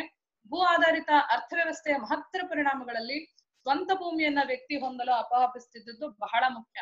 ಅದು ಭೂಮಾಲೀಕತ್ವ ರಾಜನಿಗೆ ಸೇರಿದ ಭೂಮಿ. ಆಮೇಲೆ ಇಡೀ ರಾಜ್ಯ ರಾಜನದಾದ್ರೂ ಕೂಡ ಸಂಪೂರ್ಣ ಭೂಮಿ ಭಾಗಗಳೆಲ್ಲ ಅವನ ಒಡೆತನದಲ್ಲೇ ಇದ್ದಿರಬಹುದು, ಅದು ಇದ್ದಿದೆ. ಆದ್ರೆ ಎಲ್ಲವೂ ಅವನದೇ ಆಗಿರ್ಲಿಲ್ಲ. ಅದನ್ನ ಅವನು ಕೆಲವರಿಗೆ ಅದ್ರ ಒಡೆತನವನ್ನ ಕೊಟ್ಟಿರ್ತಿದ್ದ. ಹಾಗಾಗಿ ರಾಜನ ಭೂಮಿಯನ್ನು ಈ ಮಹಾಮಂಡಲೇಶ್ವರರು ಕೂಡ ನೋಡ್ಕೊಳ್ತಾ ಇದ್ರು. ಈ ಭೂಮಿಯ ಹೇಗ್ ನೋಡ್ಕೊಳ್ತಾ ಇದ್ರು ಅನ್ನೋದಕ್ಕೆ ಒಂದು ಉದಾಹರಣೆ ಕೊಡ್ತೀನಿ. ಇವರು ಕೂಡ ಖಾಸಗಿ ಭೂಮಾಲೀಕರಾಗಿದ್ರೆ ಅಲ್ವೇ ಅನ್ನೋದಕ್ಕೋಸ್ಕರ ನಾನು ಈ ಮಾತನ್ನ ಹೇಳ್ತಿದ್ದೀನಿ. ರಾಜಪ್ರಭುತ್ವ ಕೆಲವು ಭೂಮಿಯನ್ನ ಖಾಸಗಿ ಭೂಮಾಲೀಕರ ಒಡೆತನಕ್ಕೆ ಒಪ್ಪಿಸ್ಬಿಟ್ಟಿತ್ತೇನೋ ನಿಜ. ಅವರ ಮೇಲೆ ತೆರಿಗೆ ವಿಧಿಸುವ ಮತ್ತೆ ಅವರಿಗೆ ಹಕ್ಕುಗಳನ್ನ ಮಿತಿಗೊಳಿಸುವ ಅಧಿಕಾರ ಸಹ ಇವರಿಗಿತ್ತು. ಭೂಮಿಯನ್ನ ಮಾರಾಟ ಮಾಡುವ, ದಾನ ನೀಡುವ, ಕಾಣಿಕೆ ರೂಪದಲ್ಲಿ ಕೊಡುವ ಹಕ್ಕುಗಳು ಕೂಡ ಪ್ರಾಪ್ತವಾಗಿರೋದನ್ನ ನಾವು ಗಮನಿಸ್ತೇವೆ. ಆಮೇಲೆ ಈ ವಿಷಯವನ್ನ ಗಮನಿಸ್ಕೊಂಡು ಹೋದ್ರೆ ಈ ಮಹಾಮಂಡಲೇಶ್ವರರು ಕೂಡ ಖಾಸಗಿ ಭೂಮಾಲೀಕರಾಗಿದ್ರು ಅನ್ನೋದನ್ನ ನಾವು ಗಮನಿಸಬಹುದಾಗುತ್ತೆ. ಹೇಗೆ ಅಂದ್ರೆ ಒಂದು ಉದಾಹರಣೆ ಕೊಡ್ತೀನಿ ಅದಕ್ಕೆ. ಮಾಧವ ದಂಡನಾಯಕ ಅವನು ಮಹಾಮಂಡಲೇಶ್ವರನಾಗಿದ್ದ 14 ನಾಡರಸ ಅಂತ ಕರ್ಸ್ಕೊಂಡಿದ್ದಾನ. ಅವನು ಬಹಳ ವಿಶೇಷವಾಗಿ ತೆರಕಣಾಂಬಿಯನ್ನ ಕೇಂದ್ರವಾಗಿಟ್ಕೊಂಡು 14 ನಾಡನ್ನ ಕಟ್ಟಿ ಸುತ್ತಮುತ್ತಲಿನ ಪ್ರದೇಶಗಳ ಒಂದು ವಿಶೇಷವಾದ ಅಸ್ಮಿತೆಗೆ ಕಾರಣ ಆದಂತ ಮಾಧವ ದಂಡನಾಯಕನಿಂದ ಮಾದಜೀಯ ಅನ್ನುವಂತ ಒಬ್ಬ ವ್ಯಕ್ತಿ ಕುರುನೂರು ಮತ್ತು ಅದರ ಉಪಗ್ರಾಮಗಳನ್ನ ಅವನು ಕೊಂಡ್ಕೊಂಡು ಅವುಗಳನ್ನ ಪ್ರಸನ್ನ ಮಾಧವಪುರ ಅಂತ ಹೇಳಿ ಹೆಸರಿಟ್ಟು ಕುರುನೂರಿನ ಮಹಾಜನಗಳಿಗೆ ಅದನ್ನ ದಾನ ನೀಡಿದ್ದನ್ನು ಗಮನಿಸ್ತೇವೆ. ಮಾಧವ ದಂಡನಾಯಕನಿಂದ ಸ್ಪಷ್ಟವಾಗಿ ಕೊಂಡುಕೊಂಡು ಅನ್ನುವಂತ ವಿಷಯ ಬಂದಿರೋದೇ ಈ ಮಹಾಮಂಡಲೇಶ್ವರರು ಮತ್ತು ಇವರಲ್ಲಿ ಕೆಲವರು ಖಾಸಗಿ ಭೂಮಾಲೀಕರಾಗಿದ್ರು ಅನ್ನೋದನ್ನು ಕೂಡ ನಾವು ಹೇಳೋದಕ್ಕೆ ಸಾಧ್ಯತೆಗಳಿದೆ. ಎಷ್ಟೋ ಬಾರಿ ಈ ರೀತಿ ಮಾಡುವಂತ ಸಂದರ್ಭದಲ್ಲಿ ಭೂಮಿಯನ್ನು ಕೊಂಡ್ಕೊಳ್ಳುವ ಸಂದರ್ಭದಲ್ಲಿ ಆ ಪ್ರಾದೇಶಿಕವಾಗಿ ಒಂದು ಗಡಿಗಳನ್ನ ಕೂಡ ಅವರು ನಿರ್ಧರಿಸ್ತಾ ಇದ್ದದನ್ನು ಕೂಡ ನಾವು ಗಮನಿಸ್ಬೇಕಾಗುತ್ತೆ. ಹೀಗಾಗಿ ರಾಜ್ಯದ ಮೇಲಿನ ಹತೋಟಿಯನ್ನ ಹೊಂದಿಕೊಳ್ಳುವ ಮೂಲಕ ಸ್ಥಳೀಯವಾದಂತಹ ಆರ್ಥಿಕ ಚಟುವಟಿಕೆಗಳಿಗೆ ಬಹಳ ಪ್ರಧಾನವಾದಂತಹ ಸ್ಥಾನವನ್ನ ಪ್ರಾದೇಶಿಕವಾಗಿ ಇವರು ಮಾಡಿದ್ರು ಅನ್ನೋದನ್ನು ಕೂಡ ನಾವು ಗಮನಿಸಬಹುದು. ಮತ್ತೆ ಅನೇಕ ನಗರಗಳು ಇವರ ಕಾಲದಲ್ಲಿ ನಿರ್ಮಾಣ ಅದನ್ನ ಮಾತ್ರ ಒಂದೆರಡು ನಿಮಿಷ ಹೇಳ್ಬಿಡ್ತೀನಿ. ಎಷ್ಟೊಂದು ನಗರಗಳು ಇವ್ರ ಕಾಲದಲ್ಲಿ ವಿಶೇಷವಾದಂತಹ ಮನ್ನಣೆಯನ್ನ ಪಡೆದ್ವು ಅನ್ನೋದಕ್ಕೆ ಒಂದು ಉದಾಹರಣೆಯನ್ನ ಕೊಡೋದಾದ್ರೆ ಇಲ್ಲಿ ದೋರ ಸಮುದ್ರ, ತಲಕಾಡು, ಶ್ರವಣಬೆಳಗೊಳ, ಪೊಂಬುಚ್ಚ, ಕೋಲಾರ, ಬಾಣಾವರ, ಅರಸೀಕೆರೆ, ಬೇಲೂರು, ಸೋಮನಾಥ್ಪುರ, ತೊಣ್ಣೂರು, ಮೂಗೂರು ಇಂಥ ಹಲವು ನಗರಗಳು ಎಮರ್ಜ್ ಆಗಿರೋದನ್ನ ನಾವ್ ಇವ್ರ ಕಾಲದಲ್ಲಿ ಕೂಡ ಗಮನಿಸ್ತೇವೆ. ವಿಶೇಷವಾಗಿ ಶ್ರವಣಬೆಳಗೊಳದ ಒಂದು ಪರಿಸರವನ್ನ ನಗರೀಕರಣದ ಸ್ವರೂಪಕ್ಕೆ ತಂದು ಅದಕ್ಕೆ ವಿಶಿಷ್ಟವಾದಂತ ಒಂದು ಧಾರ್ಮಿಕ ಸ್ವರೂಪದ ಜೊತೆಗೆ ಒಂದು ಆರ್ಥಿಕ ಮತ್ತು ಸಾಂಸ್ಕೃತಿಕ ಸ್ವರೂಪವನ್ನು ಕೊಟ್ಟಂತ ಮಹಾಪ್ರಚಂಡ ದಂಡನಾಯಕ ಗಂಗರಾಜನನ್ನು ಕೂಡ ನಾವಿಲ್ಲಿ ಗಮನಿಸಬಹುದು. ನಾನಿಲ್ಲಿ ರಾಜಕೀಯ ವಿಚಾರವನ್ನ ಮೊದಲು ಒಂಥರ ಹೇಳಿ ವಿವರವಾಗಿ ಹೇಳಿ ಆಮೇಲೆ ಅದು ಆರ್ಥಿಕ ಸಾಮಾಜಿಕ ಅನ್ನೋದಕ್ಕಿಂತ ಆರ್ಥಿಕ ಮತ್ತು ಸಾಮಾಜಿಕ ವಿಷಯವೇ ನನ್ನ ಪ್ರಧಾನ ಕೇಂದ್ರ. ಇವುಗಳ ಮೂಲಕ ಅವರ ಪ್ರದೇಶಗಳಲ್ಲಿ ಯಾರ್ಯಾರು ಎಲ್ಲೆಲ್ಲಿ ಬಲವಾಗಿದ್ರು ಅನ್ನೋದನ್ನು ಕೂಡ ನಾನು ಅಲ್ಲಲ್ಲೇ ಹೇಳ್ಬಿಡ್ತೀನಿ. ಆಮೇಲೆ ಈ ಒಂದು ನಗರೀಕರಣದ ನಗರಗಳ ನಿರ್ಮಾಣದ ಸಂದರ್ಭಗಳಲ್ಲಿ ಗಮನಿಸುವಾಗ ವರ್ತಕರು ಮತ್ತು ವರ್ತಕರ ಸಂಘಗಳಿಗೆ ವಿಶೇಷವಾದಂತಹ ಪ್ರಾತಿನಿಧ್ಯ ಸಿಕ್ಕಿತ್ತು. ಅದನ್ನ ನಾವು ಗಮನಿಸಬಹುದು ಶಾಸನಗಳಲ್ಲಿ ಎಷ್ಟರ ಮಟ್ಟಿಗೆ ವರ್ತಕರ ಒಂದು ಉಲ್ಲೇಖಗಳು ಸಿಗುತ್ತೆ ಅಂತ. ಆದ್ರೆ ಸಂತೆಗಳ ನಿರ್ಮಾಣಕ್ಕೆ ಇವ್ರು ಕೊಟ್ಟಂತ ಉದಾಹರಣೆಗಳಲ್ಲಿ ಒಂದು ಉದಾಹರಣೆ ಕೊಡೋದಾದ್ರೆ ಗಾಣಾಳುಕೊಪ್ಪದ ಶಾಸನ ನಮ್ಗೆ ಹೇಳುತ್ತೆ, ಸಿಂಗಾಯ ದಂಡನಾಯಕ ಗಾಣಾಳು ಈ ಗಾಣಾಳು ಅಂತ ಕರೀತಾರೆ, ಆ ಗಾಳಿ ಹಾಳು ಅಂತ ಶಾಸನದಲ್ಲಿದೆ. ಅಲ್ಲೊಂದು ಸಂತೆಯನ್ನ ನಿರ್ಮಿಸಿ ಪಟ್ಟಣ ಸ್ವಾಮಿಗೆ ಅನೇಕ ರೀತಿಯ ದಾನಗಳನ್ನ ಕೊಟ್ಟಿರುವುದರ ಮೂಲಕ ಇದೇ ರೀತಿ ಬೇರೆ ಮಹಾಮಂಡಲೇಶ್ವರರು ಕೂಡ ಗ್ರಾಮಗಳು ಮತ್ತು ಗ್ರಾಮಗಳ ಸಮೂಹಗಳಲ್ಲಿ ಸಂತೆಗಳನ್ನ ಸ್ಥಾಪಿಸಿ ಸಾಮ್ರಾಜ್ಯದ ಆರ್ಥಿಕವಾದಂತಹ ವಿಷಯಗಳಲ್ಲಿ ವರ್ತಕರು ಮತ್ತು ವರ್ತಕ ಸಂಘಗಳು ಹೆಚ್ಚು ಸಕ್ರಿಯವಾಗಿ ಪಾಲ್ಗೊಳ್ಳೋದಕ್ಕೆ ಕೂಡ ಕಾರಣ ಆಗ್ತಿದ್ರು. ಆಮೇಲೆ ಇನ್ನೊಂದು ಬಹಳ ಮಹತ್ವದ ವಿಷಯ ಅಂದ್ರೆ ಈ ಹೊಯ್ಸಳ ಮಹಾಮಂಡಲೇಶ್ವರರ ಮನೆಗಳಲ್ಲೇನೆ ಅನೇಕರು ಶೆಟ್ಟಿ ವರ್ತಕರಿದ್ರು. ಉದಾಹರಣೆಗೆ ಮಲ್ಲಪದಂಡನಾಯಕನ ಅಣ್ಣನ ಮಗನಾದಂತಹ ಇರಗಿ ಶೆಟ್ಟಿ ಇವನ ಆಡಳಿತಾವಧಿಯಲ್ಲಿ ಮಲ್ಲಪದಂಡನಾಯಕ ಅಧೀನದಲ್ಲೇನೆ ಸುತ್ತಮುತ್ತಲಿನ ಪರಿಸರದ ಕೊಳಾಲನಾಡಿನ ವಿಶೇಷವಾದಂತಹ ವ್ಯಾಪಾರ ವ್ಯವಹಾರಗಳಲ್ಲಿ ನಿಷ್ಣಾತನಾಗಿದ್ದ. ಅವನನ್ನ ಕೋಲಾರದ ಅನೇಕ ಶಾಸನಗಳು ಉಲ್ಲೇಖಿಸ್ತವೆ. ಬಡ್ಡ ವ್ಯವಹಾರಿ, ಉಭಯ ನಾನಾ ದೇಸಿಯರ ಮುಖ್ಯಸ್ಥ, ಆಮೇಲೆ ಕೊಲ್ಲಿ ಅಧಿಪತಿ ಅಂತ ಇನ್ನೊಂದು ಕೀರ್ತಿಸಿರೋದನ್ನ ನಾವು ಗಮನಿಸಿರ್ಬಹುದು. ಹೀಗಾಗಿ ಇವ್ರನ್ನೆಲ್ಲ ನಾವು ಒಂದು ಪ್ರಾದೇಶಿಕವಾದಂತಹ ಒಂದು ಪ್ರಗತಿಗೆ ಹೇಗೆ ಕಾರಣ ಆದ್ರು ಅನ್ನೋದನ್ನು ಕೂಡ ನಾವಿಲ್ಲಿ ಗಮನಿಸಬಹುದು. ಇನ್ನು ಮುಂದಿನ ಬಹಳ ಮಹತ್ವದ ವಿಷಯನ ಕಡೆ ನಾನು ಗಮನ ಹರಿಸೋದಾದ್ರೆ ಕೈಗಾರಿಕೆಗಳಿಗೆ ವಿಶೇಷವಾದಂತಹ ಪ್ರಾಶಸ್ತ್ಯ ಈ ಹೊಯ್ಸಳ ಮಹಾಮಂಡಲೇಶ್ವರ ಕಾಲದಲ್ಲಿ ಹೇಗಾಯ್ತು ಅನ್ನೋದನ್ನ ನಾವು ಗಮನಿಸಬಹುದು. ಏನು ಅಂತಂದ್ರೆ ಇವಾಗ ನಗರ ವ್ಯವಸ್ಥೆ ಅಂತ ಒಂದು ರೂಪುಕೊಂಡ್ಮೇಲೆ ಅಲ್ಲಿ ಕೃಷಿಗೆ ಸಮಾನಾಂತರವಾದಂತಹ ಕೈಗಾರಿಕೆಗಳು ಖಂಡಿತ ಇದ್ದಿರ್ಲೇಬೇಕು. ಯಾಕಂದ್ರೆ ಎಣ್ಣೆ ತಯಾರಿಕೆ, ಬೆಲ್ಲ ಮತ್ತು ಸಕ್ಕರೆ ಉತ್ಪಾದನೆ, ಬಟ್ಟೆಗಳ ತಯಾರಿಕೆ, ಇನ್ನು ಇವೆಲ್ಲವೂ ಕೂಡ ಕೃಷಿ ಆಧಾರಿತ ಉದ್ದಿಮೆಗಳಾಗಿದ್ವು. ಮನೆ ಬಳಕೆ ಸಾಮಗ್ರಿಗಳು ಬೇಕಾಗಿತ್ತು. ಮುಖ್ಯವಾಗಿ ಇವರೆಲ್ಲರೂ ಕೂಡ ಸೈನ್ಯ ನಿರ್ವಹಣೆಯ ಬಹಳ ಪ್ರಮುಖವಾದ ಜವಾಬ್ದಾರಿಯನ್ನು ಹೊತ್ತಿದ್ರಿಂದ ಇವರಿಗೆ ಯುದ್ಧೋಪಕರಣಗಳ ಅವಶ್ಯಕತೆ ಇತ್ತು. ಹಾಗಾಗಿ ಈ ಕಬ್ಬಿಣದ ಬಳಕೆ ಬಹಳ ವಿಶೇಷವಾಗಿತ್ತು. ಕಬ್ಬಿಣದ ಕೈಗಾರಿಕೆಗಳು ಸ್ಥಳೀಯವಾಗಿ ಕೂಡ ಈ ಅಗತ್ಯತೆಯನ್ನ ಪೂರೈಸ್ತಾ ಇದ್ವು ಅಂತ ಹೇಳಿ ನಾವು ಗಮನಿಸಬಹುದು. ಆಮೇಲೆ ಅನೇಕ ಗಾಣದರಿಯ ವಿಷಯ ಬರುವಾಗ, ತೆಲ್ಲಿಗರ ವಿಷಯ ಬರುವಾಗ ಎಣ್ಣೆ ಉತ್ಪಾದನೆ ಕೂಡ ಒಂದು ಪ್ರಮುಖ ಉದ್ದಿಮೆಯಾಗಿತ್ತು ಅನ್ನೋದನ್ನು ಕೂಡ ನಾವು ಗಮನಿಸಿರಬಹುದು. ಸ್ಥಳೀಯ ಅವಶ್ಯಕತೆಗಳಿಗನುಸಾರವಾಗಿ ಈ ರೀತಿಯ ಒಂದು ಕೈಗಾರಿಕೆಗಳ ಮೂಲಕ ನಗರ ಕೇಂದ್ರಗಳ ಒಂದು ವಿಶೇಷವಾದಂತಹ ಸ್ವರೂಪ ಅಭಿವೃದ್ಧಿ ಕಡೆ ನಡೆಯೋದಕ್ಕೂ ಕೂಡ ಇವರು ಕಾರಣಕರ್ತರಾಗಿದ್ದುದನ್ನ ನಾವು ಗಮನಿಸಬಹುದು. ಆಮೇಲೆ ಸಕ್ಕರೆ ಉತ್ಪಾದನೆ ಕೂಡ ಒಂದು ಪ್ರಮುಖವಾದಂತಹ ಉದ್ದಿಮೆ ಆಗಿತ್ತು. ಬಟ್ಟೆಗಳನ್ನ ತಯಾರಿಸುವ ಉದ್ದಿಮೆ ಕೂಡ ಇತ್ತು ಅನ್ನೋದಕ್ಕೆ ಅವ್ರು ಹಾಕಿರುವಂತಹ ನೂಲುದೆರೆ, ಮಗ್ಗದೆರೆಯ ಉಲ್ಲೇಖಗಳು ಇದನ್ನ ಇನ್ನಷ್ಟು ನಮ್ಗೆ ಬಲಪಡಿಸ್ತವೆ. ಕೃಷಿ ವ್ಯವಸ್ಥೆ ಉತ್ತಮಗೊಂಡಿತ್ತು ಅಂತ ಹೇಳಿದ್ದೆ. ಹಾಗಾಗಿ ಹಾರೆ, ಗುದ್ದಲಿ, ಕುಡುಗೋಲು ಇಂಥ ಕೃಷಿಗೆ ಅಗತ್ಯವಿರುವಂತಹ ಉಪಕರಣಗಳಿಗೆ ಕೂಡ ಬೇಡಿಕೆ ಇತ್ತು. ಹೀಗಾಗಿ ಒಂದು ರೀತಿಯಾದಂತಹ ವಿಶೇಷವಾದಂತಹ ಒಂದು ಈ ಕೈಗಾರಿಕೆಗಳು ಸ್ಥಳೀಯ ಮಟ್ಟದಲ್ಲಿ ಪ್ರಾಮುಖ್ಯತೆಯನ್ನು ಪಡ್ಕೊಂಡಿದ್ವು ಅನ್ನೋದನ್ನು ಕೂಡ ಹೇಳ್ಬಹುದಾಗತ್ತೆ. ಆಮೇಲೆ ಇನ್ನೊಂದು, ಇವರಿದ್ದಂತ ಪ್ರದೇಶಗಳಲ್ಲಿ ನಡೆದಂತಹ ತುರುಗಾಳಗಳು, ಊರಳಿವು ಇರಬಹುದು, ಇಂಥ ಒಂದು ಪ್ರಸಂಗಗಳನ್ನ ಗಮನಿಸಿದಾಗ ಅವರು ಬಳಸ್ತಿದ್ದಂತಹ ಆತ್ಮರಕ್ಷಣೆಯ ಸಾಧನಗಳೇನಿದ್ವು, ಕತ್ತಿ, ಕವಚ, ಈಟಿ, ಖಡ್ಗ, ಸಬಳ, ಈ ತರದ್ದೇನಾದ್ರೂ ಆಯುಧಗಳೇನಿದ್ವು, ಇವುಗಳ ಉತ್ಪಾದನೆ ಅಂತೂ ಆಗ್ಲೇಬೇಕಾಗಿತ್ತು. ಹಾಗಾಗಿ ಈ ಉತ್ಪಾದನೆಗಳು ಕೂಡ ಈ ಇಂಥ ಕೈಗಾರಿಕೆಗಳನ್ನ ಅವಲಂಬಿಸಿದ್ವು ಅನ್ನೋದನ್ನ ನಾವು ಗಮನಿಸ್ಬೇಕಾಗತ್ತೆ. ಉದಾಹರಣೆಗೆ ಇತ್ತೇ ಇಲ್ವೇ ಅನ್ನೋದಕ್ಕೂ ಕೂಡ ಒಂದು ಉದಾಹರಣೆಯನ್ನ ಕೊಡ್ಬೋದು. ಹೊಯ್ಸಳರ ಕೇದಾರೇಶ್ವರ ದೇವಾಲಯದ ಗುಡಿಯ ಮೇಲಿರುವ ಶಿಲ್ಪದಲ್ಲಿ ಉಕ್ಕಿನ ಹುರುಪೆಗಳಿಂದ ಕೂಡಿದ ಕಬ್ಬಿಣದ ಕವಚ ಯುದ್ಧದ ಕುದುರೆಯ ದೇಹವನ್ನ ಆವರಿಸಿರೋದನ್ನ, ಸವಾರ ಕೂಡ ತನ್ನ ಕಾಲಿನವರೆಗೂ ಮುಚ್ಚಿರುವ ಲೋಹದ ಕವಚ ತೊಟ್ಟಿರೋದನ್ನ ಕೂಡ ಹಾಕಿರೋದನ್ನ ಕೂಡ ನಾವಿಲ್ಲಿ ಕಾಣ್ಬಹುದಾಗತ್ತೆ. ಇದಿಷ್ಟು ನಾನು ಆರ್ಥಿಕವಾಗಿ ಬಹಳ ಮುಖ್ಯವಾಗಿ ಮುನ್ನೆಲೆಗೆ ತರಬೇಕು ಅಂತ ಅನ್ಕೊಂಡಿದ್ದಂತಹ ವಿಷಯಗಳು. ಇನ್ನು ಎರಡನೇ ಭಾಗ ಸಮಾಜದ ಒಂದು ಸ್ಥಳೀಯ ಸಮಾಜವನ್ನ ಇವರು ಹೇಗೆ ಕಟ್ಟಿಬಿಡಿಸು ಅನ್ನೋದಕ್ಕೆ ಒಂದು 4 ಮಹತ್ವದ ವಿಷಯಗಳ ಕಡೆಗೆ ಗಮನ ಸೆಳೆಯಕ್ಕೆ ಇಷ್ಟಪಡ್ತೇನೆ. ಇದು ಆಸಕ್ತಿದಾಯಕ ಅಂತ ನಾನು ಅನ್ಕೊಂಡಿದ್ದೀನಿ. ಏನು ಅಂದ್ರೆ ಸಾಮಾನ್ಯವಾಗಿ ಸಮಾಜಶಾಸ್ತ್ರಜ್ಞರು ಅದರಲ್ಲೂ ಮುಖ್ಯವಾಗಿ ಮೆಕೈವರ್ ಮತ್ತು ಪೇಜ್ ಅನ್ನುವಂತಹ ಸಮಾಜಶಾಸ್ತ್ರಜ್ಞರು ಸಮಾಜದ ಒಂದು ಆಂತರಿಕ ಮತ್ತು ಬಾಹ್ಯ ಸ್ವರೂಪವನ್ನು ಸ್ಪಷ್ಟವಾಗಿ ತಿಳಿಯಪಡಿಸುವಂತಹ ಸಂದರ್ಭದಲ್ಲಿ ಅಂಥ ಸಂಬಂಧಗಳು ಎನ್ನುವುದು ತುಂಬಾ ಮುಖ್ಯ ಆಗಿರುತ್ತೆ ಅಂತ ಹೇಳ್ತಾರೆ.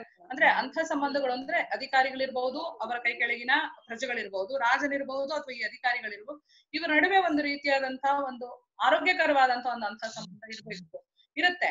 ಅದನ್ನ ಒಂದು ಮುನ್ನೆಲೆ ತರುವ ಕಾರಣದಿಂದ ಒಂದು ಉದಾಹರಣೆಯನ್ನು ಮಾತ್ರ ಇಲ್ಲಿ ಕೊಡಕ್ ಇಷ್ಟಪಡ್ತೀನಿ. ಎಷ್ಟರ ಮಟ್ಟಿಗೆ ಇವರು ಇದ್ದಂತಹ ಪ್ರದೇಶಗಳಲ್ಲಿ ಅಂಥ ಸಂಬಂಧ ಅನ್ನೋದು ಬಹಳ ಮುಖ್ಯವಾಗಿತ್ತು ಅನ್ನೋದಕ್ಕೆ. ಉದಾಹರಣೆಗೆ ಸಮಾಜದ ಒಂದು ವರ್ಗವಾದಂತಹ ಗೊಜ್ಜರ ಹಿತ ಕಾಯುವಲ್ಲಿ ರೇವಣ್ಣ ಅನ್ನುವಂತ ದಂಡನಾಯಕ ಎಂತ ಮಹತ್ವದ ಪಾತ್ರ ವಹಿಸಿದ್ದ ಅಂದ್ರೆ, ಆ ಗೊಜ್ಜರಿಗೆ ಯಾವುದೇ ಒಂದು ಸ್ಥಳೀಯವಾಗಿ ಆ ಪ್ರದೇಶದಲ್ಲಿ ಅವನಿಗೆ ಯಾವುದೇ ರೀತಿಯಾದಂತ ಒಂದು ಅಸ್ತಿತ್ವ ಇರೋದಿಲ್ಲ ಅಥವಾ ಪ್ರಬಲತೆ ಇರೋದಿಲ್ಲ. ಆಗ ಇವನೇನ್ ಮಾಡ್ತಾನೆ ಅಂದ್ರೆ ಅಲ್ಲಿನ ವ್ಯಾಪಾರಿಗಳನ್ನ, ಗುರುಗಳನ್ನ ಎಲ್ಲರನ್ನ ಸೇರಿಸ್ಕೊಂಡು ಒಂದು ಗೊಜ್ಜೇಶ್ವರ ದೇವರ ಅಂಗಭೋಗ ಮತ್ತು ರಂಗಭೋಗಗಳಿಗೆ ಅನೇಕ ದಾನಗಳನ್ನು ಕೊಡುವ ಮೂಲಕ ಮತ್ತಲ್ಲೊಬ್ಬ ಯತಿ ಅಮೃತರಾಶಿ ಪಂಡಿತರನ್ನ ಕೂಡ ನೇಮಿಸುವುದರ ಮೂಲಕ ಆ ಸಮಸ್ತ ಗೊಜ್ಜರ ಹಿತ ಕಾಯುವಂತ ಒಂದು ಕೆಲಸವನ್ನ ಮಾಡ್ತಾನೆ. ಇದು ಯಾಕೆ ಹೇಳ್ತೀನಿ ಅಂದ್ರೆ ಅಂತ ಸಮಾಜದ ಒಂದು ವರ್ಗದ ವ್ಯಕ್ತಿಗಳಿಗೂ ಕೂಡ ಇವರ ಮಹಾಮಂಡಳೇಶ್ವರ ಒಂದು ಸಂಬಂಧ ಎಷ್ಟು ಹಿತದಾಯಕವಾಗಿತ್ತು ಅನ್ನೋದನ್ನು ಕೂಡ ನಾವು ಗಮನಿಸ್ತೇವೆ. ಅದೇ ರೀತಿ ಇನ್ನೊಂದು ಬಹಳ ಮುಖ್ಯವಾದಂತಹ ವಿಷಯ ಏನು ಅಂದ್ರೆ, ಶ್ರವಣಬೆಳಗೊಳದ ಒಂದು ಪರಿಸರವನ್ನ ಸಾಂಸ್ಕೃತಿಕವಾಗಿ ಪ್ರವರ್ಧಮಾನಕ್ಕೆ ತರುವಲ್ಲಿ ಕಾರಣನಾದಂತಹ ಮಹಾಪ್ರಚಂಡ ದಂಡನಾಯಕದಂತ ಗಂಗರಾಜ ಇಡೀ ಒಂದು ಜೈನ ಸಮೂಹ ಶ್ರವಣಬೆಳಗೊಳದಲ್ಲಿ ನೆಲೆಗೊಳ್ಳೋದಕ್ಕೆ ಕಾರಣ ಆಗುತ್ತಾನೆ. ವಿರಾಗಿಗಳ ಆಧ್ಯಾತ್ಮಿಕ ಆರಾಧನಾ ಪರಂಪರೆಗೆ ಹೆಸರುವಾಸಿಯಾಗಿದ್ದಂತಹ ಶ್ರವಣಬೆಳಗೊಳ ಜೈನ ಸಮಾಜದ ಒಂದು ಪ್ರಮುಖ ಕೇಂದ್ರವಾಗಿ ರೂಪುಗೊಳ್ಳುವಲ್ಲಿ ಗಂಗರಾಜನ ವಿಶೇಷ ಕೊಡುಗೆಗಳನ್ನ ನಾವು ಬೇಕಾದಷ್ಟು ಪಟ್ಟಿ ಮಾಡಬಹುದು. ಆದ್ರೆ ಇಲ್ಲಿ ಒಂದೊಂದು ಉದಾಹರಣೆ ಮಾತ್ರ ಕೊಡಕ್ ಇಷ್ಟಪಡ್ತೀನಿ. ನಾಡಿನ ಯಾವ್ಯಾವ್ದೋ ಮೂಲೆಯಲ್ಲಿದ್ದಂತ ಜೈನರನ್ನ ಇಲ್ಲಿಗೆ ಬರಮಾಡ್ಕೊಳ್ತಾನೆ. ಅವನು ವರ್ತಕರ ಮೂಲಕ ಅದನ್ನ ಬರಮಾಡ್ಕೊಳ್ತಾನೆ. ಆಮೇಲೆ ಗೊಮ್ಮಟನ ಮೂರ್ತಿಗೆ ಸುತ್ತಲೂ ಕೂಡ ಸುತ್ತಾಲಯವನ್ನು ನಿರ್ಮಿಸುವುದರ ಮೂಲಕ ಇಲ್ಲಿ ಅನೇಕ ರೀತಿಯಾದಂತಹ ಆರ್ಥಿಕ ಚಟುವಟಿಕೆಗಳನ್ನ ಅವನು ಸಕ್ರಿಯಗೊಳಿಸುವುದರ ಮೂಲಕ ಜೈನರು ಇಲ್ಲಿ ಪ್ರಬಲವಾಗಿ ಸಂಘಟಿತರಾಗಿ ಮಾಡೋದಕ್ಕೆ ಮುನ್ನುಡಿಯನ್ನ ಇಡ್ತಾನೆ ಗಂಗರಾಜ. ಹೀಗಾಗಿ ಅದೇ ರೀತಿ ಮತ್ತೆ ಒಂದ್ ಕಡೆ ಶ್ರವಣಬೆಳಗೊಳದ ಪರಿಸರ ಪ್ರವರ್ಧಮಾನ ಕಾರಣ ಆದ್ರೆ, ಇನ್ನೊಂದು ಕಡೆ ಮೇಲುಕೋಟೆ ಮತ್ತು ಅದರ ಸುತ್ತಮುತ್ತಲಿನ ಪರಿಸರದಲ್ಲಿ ಕೂತಾಂಡಿ ದಂಡನಾಯಕ, ಅವನು ತಮಿಳುನಾಡಿನಲ್ಲಿ ಇದ್ದಂಥವನು, ಅವನು ಕೂತಾಂಡಿ ದಂಡನಾಯಕ ಮೊದಲಾದವರು ಶ್ರೀ ವೈಷ್ಣವರು ಅಲ್ಲಿ ನೆಲೆಗೊಳ್ಳಲು ಮುಖ್ಯವಾಗಿ ಸಹಕಾರಿಯಾಗಿರೋದನ್ನ ನಾವು ಗಮನಿಸ್ತೇವೆ. ಈ ಎರಡು ವಿಷಯನ ಅಂದ್ರೆ ಶ್ರವಣಬೆಳಗೊಳ ಮತ್ತು ಮೇಲುಕೋಟೆ ಎರಡು ವಿಷಯಗಳನ್ನ ಪ್ರಾಸಂಗಿಕವಾಗಿ ಇಲ್ಲಿ ಯಾಕೆ ಹೇಳಿದೆ ಅಂದ್ರೆ, ನಮ್ಮಲ್ಲಿ ಸಮಾಜಶಾಸ್ತ್ರಜ್ಞರೇ ಒಂದು ವಿಷಯ ಹೇಳ್ತಾರೆ, ಒಂದೇ ಜಾತಿಯ ಪಕ್ಷಿಗಳು ಯಾವಾಗ್ಲೂ ಒಂದ್ಗೂಡಿರ್ತವೆ. ಅಂದ್ರೆ ಸಮಾನ ಆಸಕ್ತಿ, ಸಮಾನ ಆಕಾಂಕ್ಷೆಗಳು, ಸಮಾನವಾದಂತಹ ಒಂದು ಸಾಮರಸ್ಯ ಇರುವಂತಹ, ಸ್ನೇಹಗಳಿರುವಂತಹ ಜನ ಒಂದ್ ಕಡೆ ಇರೋದಕ್ಕೆ ಇಷ್ಟಪಡ್ತಾರೆ. ಹಾಗಾಗಿ ಇಂಥ ಒಂದು ಸಮಾಜಶಾಸ್ತ್ರೀಯ ವಿಷಯದ ದೃಷ್ಟಿಯಿಂದಲೂ ಕೂಡ ಈ ಎರಡೂ ಒಂದು ಪರಂಪರೆಯ ಅಭಿವೃದ್ಧಿಯನ್ನ ನಾವಿಲ್ಲಿ ಗಮನಿಸಬಹುದು. ಮತ್ತೆ ಇನ್ನೊಂದು ಸಮಾಜಶಾಸ್ತ್ರೀಯ ವಿಷಯವಾಗಿ ಇನ್ನೊಂದು ಬಹಳ ಮಹತ್ವದ ಅಂಶದ ಕಡೆಗೆ ಗಮನ ಕೊಡೋದಾದ್ರೆ, ಸಮಾಜಶಾಸ್ತ್ರಜ್ಞರು ಸ್ಥಾನೀಯತೆ ಅನ್ನುವಂತ ಒಂದು ವಿಷಯವನ್ನ ಹೇಳಕ್ ಇಷ್ಟಪಡ್ತಾರೆ. ಸ್ಥಾನೀಯತೆ ಅಂದ್ರೆ ಅದೊಂದು ಸಮಾಜದ ಒಂದು ಭೌತಿಕ ಲಕ್ಷಣ. ಸ್ಥಾನೀಯತೆ ಅಂದ್ರೆ ಅದು ಜನಾಂಗೀಯ ಸಮುದಾಯ ಆಗಿರ್ಬೋದು, ಸಮುದಾಯವೇ ಒಂದು ಜನಾಂಗೀಯ ಸಮುದಾಯ ಆಗಿರುತ್ತೆ, ಧಾರ್ಮಿಕ ಸಮುದಾಯ ಆಗಿರುತ್ತೆ, ವೃತ್ತಿನಿರತ ಸಮುದಾಯ ಆಗಿರುತ್ತೆ. ಇಂಥ ಒಂದು ಭೌತಿಕವಾದಂತಹ ಸಮುದಾಯ ಒಂದು ಪ್ರಾದೇಶಿಕ ಸಮೂಹ ಆಗಿದ್ದು, ಒಂದು ನಿರ್ದಿಷ್ಟ ಭೌತಿಕ ಸ್ಥಳವೊಂದರಲ್ಲಿ ಅದರ ಸದಸ್ಯರ ಶಾಶ್ವತವಾಗಿ ನೆಲೆಯಿರೋದನ್ನ ನಾವು ಸ್ಥಾನೀಯತೆ ಅಂತ ಸೂಚಿಸ್ತೇವೆ.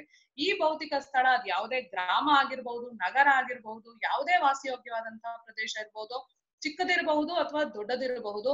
ಆದ್ರೆ ಈ ಶಾಶ್ವತ ನೆಲೆಯನ್ನ ಒಳಗೊಂಡ ಈ ಸ್ಥಾನೀಯತೆ ಅಂಶ ಆ ಜನರಿಗೆ ಒಂದು ರಕ್ಷಣೆ ಮತ್ತು ಭದ್ರತೆಯನ್ನ ಒದಗಿಸ್ಕೊಡ್ತಾ ಇರುತ್ತೆ. ಅಲ್ಲಿನ ಜನರ ವಿಚಾರ, ಆಚಾರ, ಮತ ಧರ್ಮಗಳನ್ನ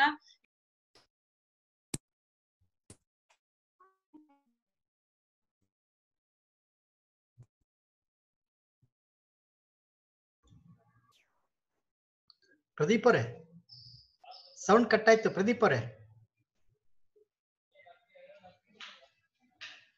ಮೇಡಮ್ ಅವರೇ, ನಿಮ್ದು ಸೌಂಡ್ ಬರ್ತಾ ಇಲ್ಲ. ಮೈಕ್ ಮ್ಯೂಟ್ ಆಗಿದೆ ನೋಡಿ ಗಂಗಾಂಬಿಕೆ ಅವರೇ.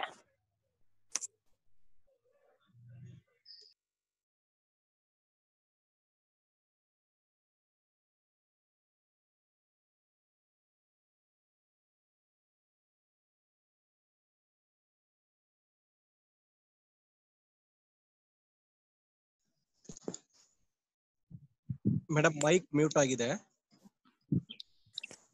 ಇವಾಗ ಕೇಳಿಸ್ತಿದ್ಯಾ ಸರ್? ಸಮಾಜದ ಪ್ರತಿಯೊಂದು ಜಾತಿಗೂ ಕೂಡ ಅದರದೇ ಆದಂತ ಕುಲಕಟ್ಟೆಗಳು ಇರ್ತವೆ. ಯಾಕೆಂದ್ರೆ ಒಂದು ಪುರೋಹಿತಶಾಹಿ ಒಂದು ಆಡಳಿತದ ಪುರೋಹಿತಶಾಹಿ ವ್ಯವಸ್ಥೆಯಲ್ಲಿ ತಮ್ಮ ಯಾವ ಅಧಿಕಾರಗಳು ಅಥವಾ ತಮ್ಮ ಪ್ರಾಬಲ್ಯಗಳು ನಡೆದೇ ಇದ್ದಂತ ಸಂದರ್ಭದಲ್ಲಿ ತಮ್ಮದೇ ಆದಂತ ದೇವಾಲಯಗಳನ್ನ ನಿರ್ಮಾಣ ಮಾಡಿಕೊಳ್ಳುವುದರ ಮೂಲಕ, ತಮ್ಮದೇ ಆದಂತ ಕಟ್ಟಡಗಳನ್ನ ನಿರ್ಮಾಣ ಮಾಡಿಕೊಳ್ಳುವುದರ ಮೂಲಕ ಅವರು ಕೂಡ ಪ್ರಬಲರು ಅನ್ನುವಂತಹ ಸ್ಥಾಪನೆಗೂ ಕೂಡ ಕಾರಣಕರ್ತರಾಗಿರ್ತಾರೆ.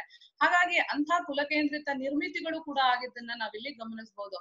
ಉದಾಹರಣೆಗೆ ಅದು ಹೇಗೆ ಅಂತಂದ್ರೆ, ಈಗ ಗವರೆಗಳಿರ್ತಾರೆ, ಅವರು ಗವರೇಶ್ವರ ದೇವಾಲಯವನ್ನ ಸ್ಥಾಪಿಸ್ಕೊಂಡು ಅವರ ಆರ್ಥಿಕ ಪ್ರಾಬಲ್ಯವನ್ನ ಅಥವಾ ಸಾಮಾಜಿಕ ಪ್ರಬಲತೆಯನ್ನ ಸ್ಥಾಪಿಸಕ್ ಹೋಗ್ತಾರೆ. ಅದೇ ರೀತಿ ಬೇಟೆ ಆಡೋರು ಇರ್ತಾರೆ, ಅವರು ಬಿಲ್ಲೇಶ್ವರ ದೇವಾಲಯವನ್ನ ಸ್ಥಾಪಿಸ್ಕೊಂಡು ಆ ದೇವಾಲಯದ ಮೂಲಕ ತಮ್ಮ ಪ್ರಬಲತೆಯನ್ನ ಸೂಚಿಸ್ಕೊಳಕ್ ಹೋಗ್ತಾರೆ. ಗಾಣಿಗರು ಎಳ್ಳೇಶಪುರ ಅಥವಾ ಎಳ್ಳೇಶ್ವರ ದೇವರನ್ನ ಸ್ಥಾಪಿಸ್ಕೊಂಡು ಆ ದೇವಾಲಯ ವ್ಯವಸ್ಥೆಯ ಮೂಲಕ, ಇದನ್ನು ವ್ಯವಸ್ಥೆ ಅಂತ ಕರೆಯೋದಕ್ಕೆ ಇಷ್ಟಪಡ್ತೀನಿ, ವ್ಯವಸ್ಥೆಯ ಮೂಲಕ ವಿಶೇಷವಾದಂತ ಒಂದು ತಮ್ಮದೇ ಆದಂತ ಅಸ್ಮಿತೆಯನ್ನ ಕಂಡುಕೊಳ್ಳೋದಕ್ಕೂ ಕೂಡ ಈ ಮಹಾಮಂಡಳೇಶ್ವರರು ಅವರಿಗೆ ಸಹಕಾರಿಯಾಗಿದ್ರು ಅನ್ನುವಂತ ಅಂಶವನ್ನ ಕೂಡ ನಾವಿಲ್ಲಿ ಗಮನಿಸಬಹುದು. ಹೀಗಾಗಿ ಇನ್ನೊಂದು ಮುಖ್ಯವಾದಂತಹ ಒಂದು ಸಮಾಜಶಾಸ್ತ್ರೀಯ ವಿಷಯವನ್ನ ಗಮನಿಸೋದಾದ್ರೆ, ಶಿಕ್ಷಣ ಒಂದು ಸಾಮಾಜಿಕ ನಿಯೋಗಿಯನ್ನಾಗಿ ಮಾಡೋದ್ರಲ್ಲಿ ಅದು ಬಹಳ ಪ್ರಧಾನವಾದ ಪಾತ್ರ ವಹಿಸುತ್ತೆ. ನಿಜ, ಎಲ್ಲಾ ಕಾಲಘಟ್ಟದಲ್ಲಿದ್ದಂಗೆ ಅಗ್ರಹಾರಗಳು, ಬ್ರಹ್ಮಪುರಿಗಳು, ಘಟಿಕಾ ಸ್ಥಾನಗಳು, ಮಠಗಳು, ದೇವಾಲಯಗಳು ಎಲ್ಲವೂ ಇದ್ವು. ಇವರು ಅದಕ್ಕೆ ಪ್ರೋತ್ಸಾಹ ಕೊಡ್ತಿದ್ರು, ಅದೆಲ್ಲವೂ ನಿಜ. ಆದ್ರೆ ಇಲ್ಲಿ ಒಂದೇ ಒಂದು ಪ್ರಧಾನವಾದಂತ ಅಂಶವನ್ನ ಹೇಳಕ್ ಇಷ್ಟಪಡೋದೇನಂದ್ರೆ, ಈ ಮಾಧವ ದಂಡನಾಯಕ ಇದ್ದಂತ ಪರಿಸರದಲ್ಲಿ ಅವನು ಕೊಟ್ಟಂತ ಒಂದು ದಾನದ ಸಂದರ್ಭದಲ್ಲಿ ಕೆಲವು ಮಾತುಗಳಿವೆ. ನಾಗರ, ಕನ್ನಡ, ತಿಗುಡ, ಆರ್ಯಗಳನ್ನ ಕಲಿಸುವಂತ ಉಪಾಧ್ಯಾಯರಿಗೆ ಇವನು ಕೊಟ್ಟಂತ ದಾನಗಳ ವಿಷಯ ಬಂದಾಗ ಅಲ್ಲಿ ಶಿಕ್ಷಣ ವ್ಯವಸ್ಥೆ ಬಹಳ ಚೆನ್ನಾಗಿತ್ತು ಅನ್ನೋದನ್ನು ನಾವು ಗಮನಿಸ್ತೇವೆ. ಕನ್ನಡವೇನೋ ಸರಿ, ನಾಗರ, ತಮಿಳು ಅಥವಾ ಆರ್ಯಗಳು ಯಾಕೆ ಬೇಕಾಗಿತ್ತು ಅನ್ನೋ ಪ್ರಶ್ನೆ ಹೇಳುತ್ತೆ. ಇದರ ಬಹುಶಃ ನನಗನ್ಸೋ ಮಟ್ಟಿಗೆ ಇಲ್ಲಿ ಕಲಿತಂತಹ ಶಿಕ್ಷಣ ವ್ಯವಸ್ಥೆಯನ್ನ, ಇಲ್ಲಿ ಶಿಕ್ಷಣವನ್ನು ಪಡೆದಂತವರು ಬೇರೆ ಪ್ರದೇಶಗಳಿಗೆ ಉನ್ನತ ಶಿಕ್ಷಣವನ್ನು ಪಡೆಯುವುದಕ್ಕಾಗಿರ್ಬಹುದು ಅಥವಾ ವ್ಯಾಪಾರ ವ್ಯವಹಾರಗಳಿಗಿರ್ಬಹುದು, ವಲಸೆ ಕಾರಣಕ್ಕೆ ಹೋಗಿರ್ಬಹುದು, ಬೇರೆ ಪ್ರದೇಶಗಳಿಗೆ ಹೋದಾಗ ಅಲ್ಲಿನ ಪ್ರದೇಶಗಳ ಭಾಷೆ ಇವರಿಗೆ ಗೊತ್ತಿರ್ಲಿ ಅನ್ನೋದು ಒಂದು ಕಾರಣವಾಗಿ ನಾವು ಹೇಳ್ಬಹುದು. ಇನ್ನೊಂದು, ಈ ದೇವಾಲಯಗಳು ನಡೀತಿದ್ದಂತಹ ಶಾಸ್ತ್ರ ಗ್ರಂಥಗಳು ಈ ಭಾಷೆಯಲ್ಲೇ ಇರ್ತಿದ್ವು.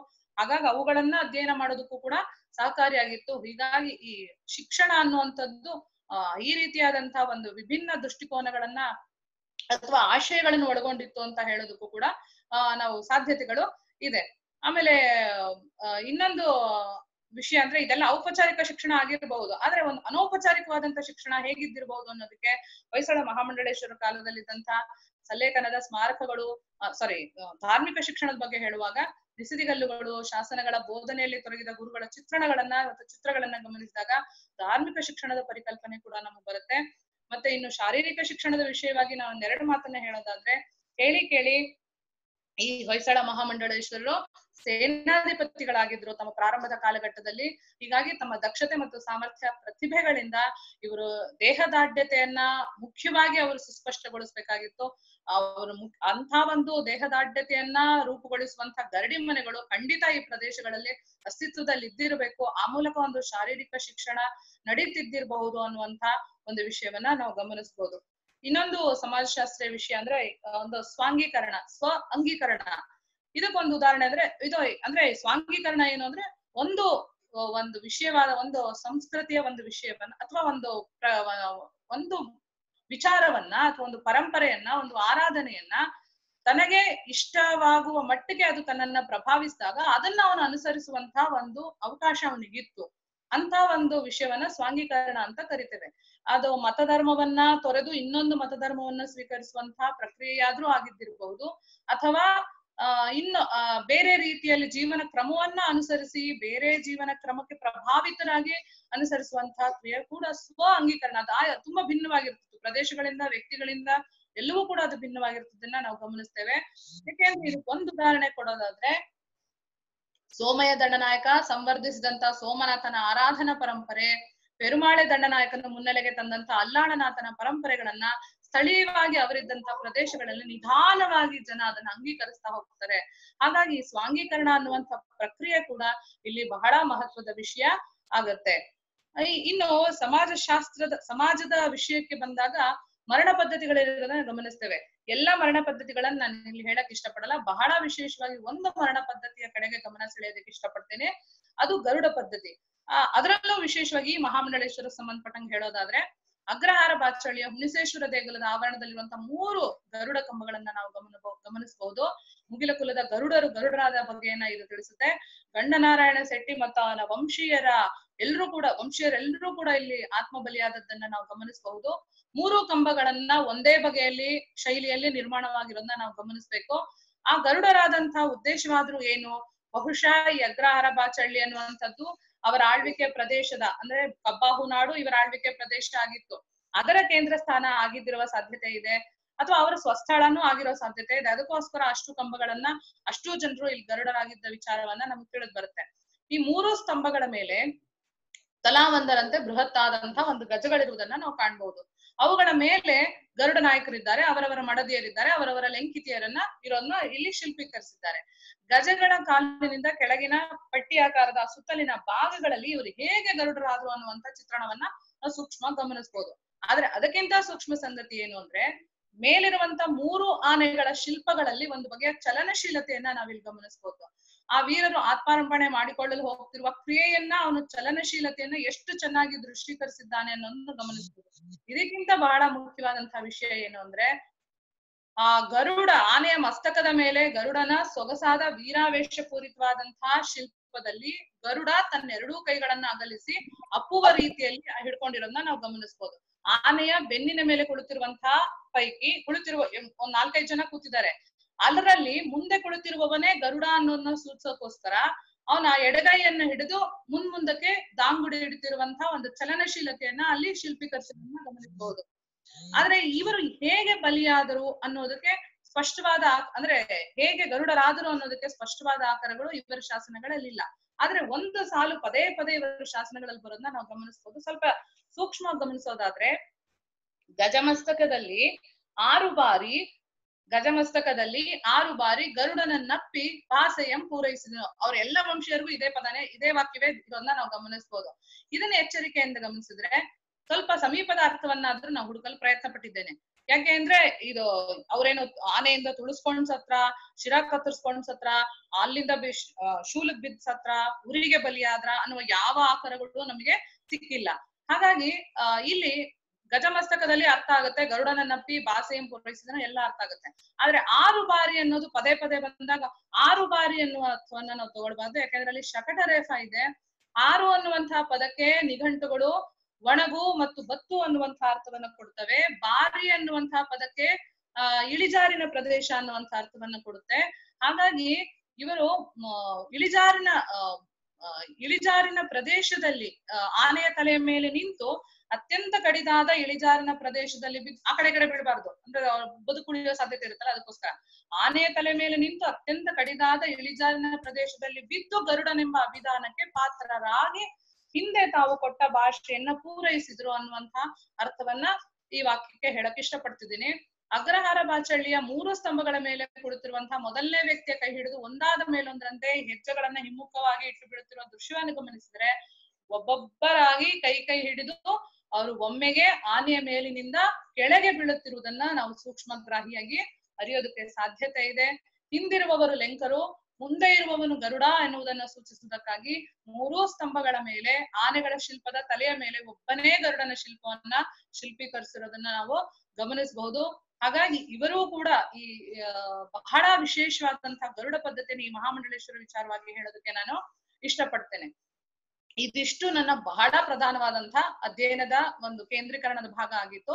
ಇನ್ನುಳಿದಂತೆ ಕೆಲವು ವಿಷಯಗಳನ್ನ ನಾನು ಇಲ್ಲಿ ನಿಮ್ ಜೊತೆ ಹಂಚ್ಕೊಳ್ಳೋಕೆ ಇಷ್ಟಪಡೋದೇನು ಅಂದ್ರೆ ಸಾಹಿತ್ಯದ ಸಂವರ್ಧನೆಗೆ ಇಷ್ಟೆಲ್ಲ ಪ್ರಾದೇಶಿಕ ಸಂವರ್ಧನೆಗೆ ಕಾರಣ ಆದರೂ ಕನ್ನಡ ಸಾಹಿತ್ಯದ ಸಂವರ್ಧನೆಗೆ ಕಾರಣ ಆಗ್ಲಿಲ್ವೇ ಅನ್ನುವಂತ ಒಂದು ಅನುಮಾನಕ್ಕಿಂತ ಒಂದು ಪ್ರಶ್ನೆ ಹೇಳುತ್ತೆ.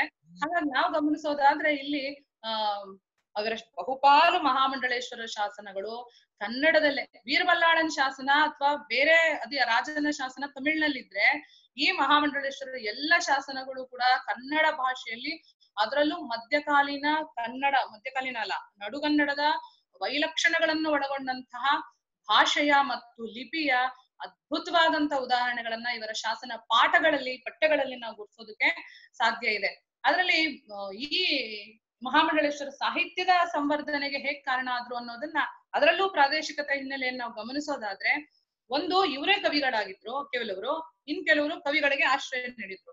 ಆಮೇಲೆ ಇನ್ನೊಂದು ಏನು ಅಂದ್ರೆ, ಚರಿತ್ರೆಯ ವಿಷಯದಲ್ಲಿ, ಹೊಯ್ಸಳರ ವಿಷಯದಲ್ಲಿ ಗಮನಿಸುವಾಗ ರಾಜರೇ ಇವರಿಗೆಲ್ಲ ಪೋಷಕರನ್ನ ರಾಜರ ಆಶ್ರಯದಲ್ಲಿ ಇದ್ರು ಅಂತ ಹೇಳುವಂತ ಕವಿಗಳಿದ್ದಾರೆ. ಆದ್ರೆ ಈ ಕವಿಗಳ, ಈಗ ನಾನು ಮುಂದೆ ಹೇಳ್ತಾ ಇರುವಂತ ಕವಿಗಳ ನಿಜವಾದ ಪೋಷಕರು ಹೊಯ್ಸಳರ ಅರಸರಲ್ಲದೆ ಈ ಮಹಾಮಂಡಲೇಶ್ವರರೇ ಕೆಲವರಾಗಿರೋದನ್ನು ಕೂಡ ನಾವು ಗಮನಿಸಬಹುದು. ಉದಾಹರಣೆಗೆ ರುದ್ರಭಟ್ಟನ ಜಗನ್ನಾಥ ವಿಜಯದಂತಹ ಮಹತ್ವಪೂರ್ಣವಾದಂತಹ ಸಾಹಿತ್ಯ ಕೃತಿ ರಚನೆ ಆಗೋದಕ್ಕೆ ಮುಖ್ಯವಾದಂತಹ ಕಾರಣ ಅವನಿಗೆ ಅವನ ಪೋಷಕನಾದಂತಹ ಚಂದ್ರಮೌಳಿ ದಂಡನಾಯಕ ಅನ್ನುವಂಥವನು. ಅದನ್ನ ಮೊದಲೇ ಹೇಳಿದ್ದಾನೆ, ಚಂದ್ರಮೌಳಿ ಪ್ರಮುಖ ನಿಖಿಲ ವಿದ್ವಜ್ಜನ ಮೆಚ್ಚ ಪೇಳ್ದೆಂ ಅನ್ನುವಂಥದ್ದನ್ನ ರುದ್ರಭಟ್ಟ ತನ್ನ ಕೃತಿಯಲ್ಲಿ ಪ್ರಸ್ತಾಪಿಸ್ತಾ ಹೋಗ್ತಾನೆ. ಇದರಿಂದ ಸ್ಥಳೀಯತೆ ಏನ್ ಗೊತ್ತಾಗುತ್ತೆ ಅನ್ನೋ ಪ್ರಶ್ನೆ ಹೇಳ್ಬಹುದು. ಅದಕ್ಕೆ ಉತ್ತರ ಕೊಡೋದಾದ್ರೆ, ರುದ್ರಭಟ್ಟನ ಜಗನ್ನಾಥ ವಿಜಯದಲ್ಲಿ ಶಿಶುಪಾಲನ ವಧೆ ಅದು ಇದು ಅನ್ನುವಂತಹ ಪೌರಾಣಿಕ ಭಾಗಗಳು ಬಂದ್ರೂ ಕೂಡ 17ನೇ ಆಶ್ವಾಸ ಈ ಸ್ಥಳೀಯತೆಯ ವಿಷಯದಲ್ಲಿ ಬಹಳ ಮುಖ್ಯ ಆಗುತ್ತೆ.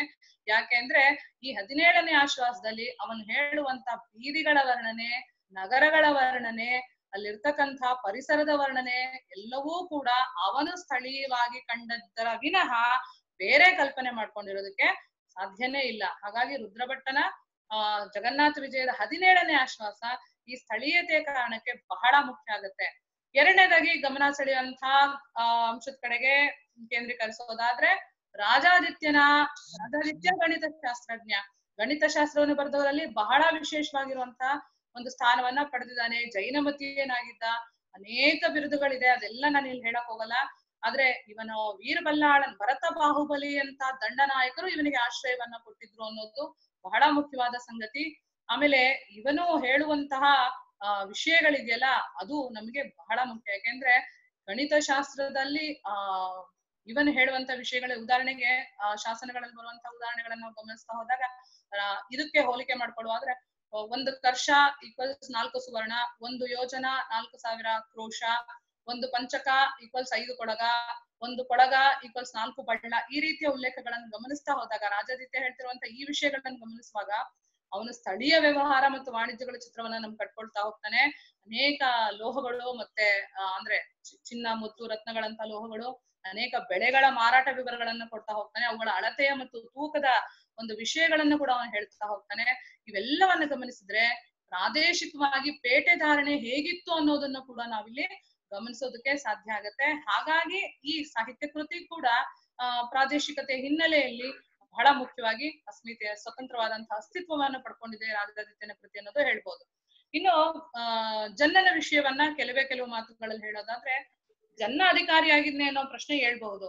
ಆದ್ರೆ ಕಾವ್ಯದ ಸಾಲುಗಳನ್ನೆಲ್ಲ ಹೇಳೋದಕ್ಕಿಂತ ಅವನು ನಾಳ್ ಪ್ರಭು ಆಗಿದ್ದ ಅನ್ನೋನು ಅವನೇ ಜನ್ನನ ಯಶೋಧರ ಚರಿತ್ರೆಯಲ್ಲಿ ಹೇಳ್ಕೊಂಡಿದ್ದಾನೆ. ತರೀಕೆರೆ ಮತ್ತು ಚನ್ನರಾಯಪಟ್ಟಣದ ಶಾಸನಗಳನ್ನ ಗಮನದಲ್ಲಿಟ್ಕೊಂಡ ಬಹುಶಃ ಆ ಪ್ರದೇಶಗಳ ಒಳಗಳು ಯಾವ್ದಾದ್ರು ಒಂದು ನಾಡಿನ ನಾಳ್ ಪ್ರಭು ಆಗಿದ್ದಿರಬಹುದು. ಅದನ್ನ ಸ್ಪಷ್ಟೀಕರಿಸುವಂತಹ ದಾಖಲೆಗಳು ಇಲ್ಲದೆ ಇರಬಹುದು. ಆದ್ರೆ ಆ ರೀತಿ ಊಹೆ ಮಾಡೋ ಸಾಧ್ಯತೆ ಇದೆ. ಯಾಕಂದ್ರೆ ಅವನೇ ನಾಳ್ ಪ್ರಭು ಅಂತ ಹೇಳ್ಕೊಂಡಿರೋದ್ರಿಂದ ಆ ಒಂದು ಅಧಿಕಾರಿ ಆಗಿರುವಂತಹ ಸಾಧ್ಯತೆ ಕೂಡ ಇದೆ. ಆದ್ರೆ ಇಲ್ಲಿ ಅವನ ಸ್ಥಳೀಯತೆಯ ವಿಷಯವಾಗಿ ಅವನನ್ನ ಹೈಲೈಟ್ ಮಾಡೋದಾದ್ರೆ, ಸ್ಥಳೀಯ ಅನ್ನೋದನ್ನ ಇದುವರೆಗೂ ಪ್ರದೇಶ ಅನ್ನುವಂತ ನಿಟ್ಟಿನಲ್ಲಿ ನೋಡ್ತಾನೆ ದೇಸೀಯತೆ, ಕನ್ನಡ ಬರವಣಿಗೆ ಒಂದು ಅಚ್ಚುಕಟ್ಟುತನ, ಸ್ವಭಾಷೆ, ಅದರಲ್ಲೂ ಮುಖ್ಯವಾಗಿ ನಮ್ಮ ದೇಸಿ ನುಡಿಗಳು, ಗಾದೆ ಮಾತುಗಳನ್ನ ಇವನ ಕೃತಿಯಲ್ಲಿ ವಿಶೇಷವಾಗಿ ನಾವು ಗಮನಿಸಬಹುದು. ಎಲ್ಲಕ್ಕಿಂತ ಹೆಚ್ಚಾಗಿ ಇನ್ನೊಂದು ಪ್ರಮುಖವಾದಂತಹ ಅಂಶದ ಕಡೆಗೆ ಗಮನ ಸೆಳೆಯೋದಾದ್ರೆ, ಯಶೋಧರ ಚರಿತ್ರೆಯಲ್ಲಿ ಪ್ರಸ್ತಾಪವಾಗಿರುವಂತಹ ಚಂಡಮಾರಿಯ ಜಾತ್ರೆಯ ವಿಷಯ ಬಹುಶಃ ಜನ್ನ ಇದ್ದಂತಹ ಪರಿಸರದ ಯಾವುದೋ ಒಂದು ಜಾತ್ರೆಯ ಚಿತ್ರಣವನ್ನೇ ಅವ್ನು ಕಟ್ಕೊಡ್ತಾ ಇದೆ ಅಂತ ಹೇಳ್ಬಹುದು. ಇನ್ನೊಂದು ವಿಷಯ ಏನು ಅಂದ್ರೆ, ಅಳಿಗಂಡ್, ಎಚ್ಚನ್, ಆಮೇಲೆ ತಂಡುಲ, ಕಳಿಯುಂಡು, ಹಿಸುಗುಳಿ, ಈ ತರದ ತಳಾರ, ಈ ತರದ ಅಚ್ಚಗನ್ನಡ ಪದಗಳನ್ನ ಕೂಡ ಅವನು ಹೆಚ್ಚಾಗಿ ಬಳಸಿರೋದನ್ನ ಗಮನಿಸಬಹುದು.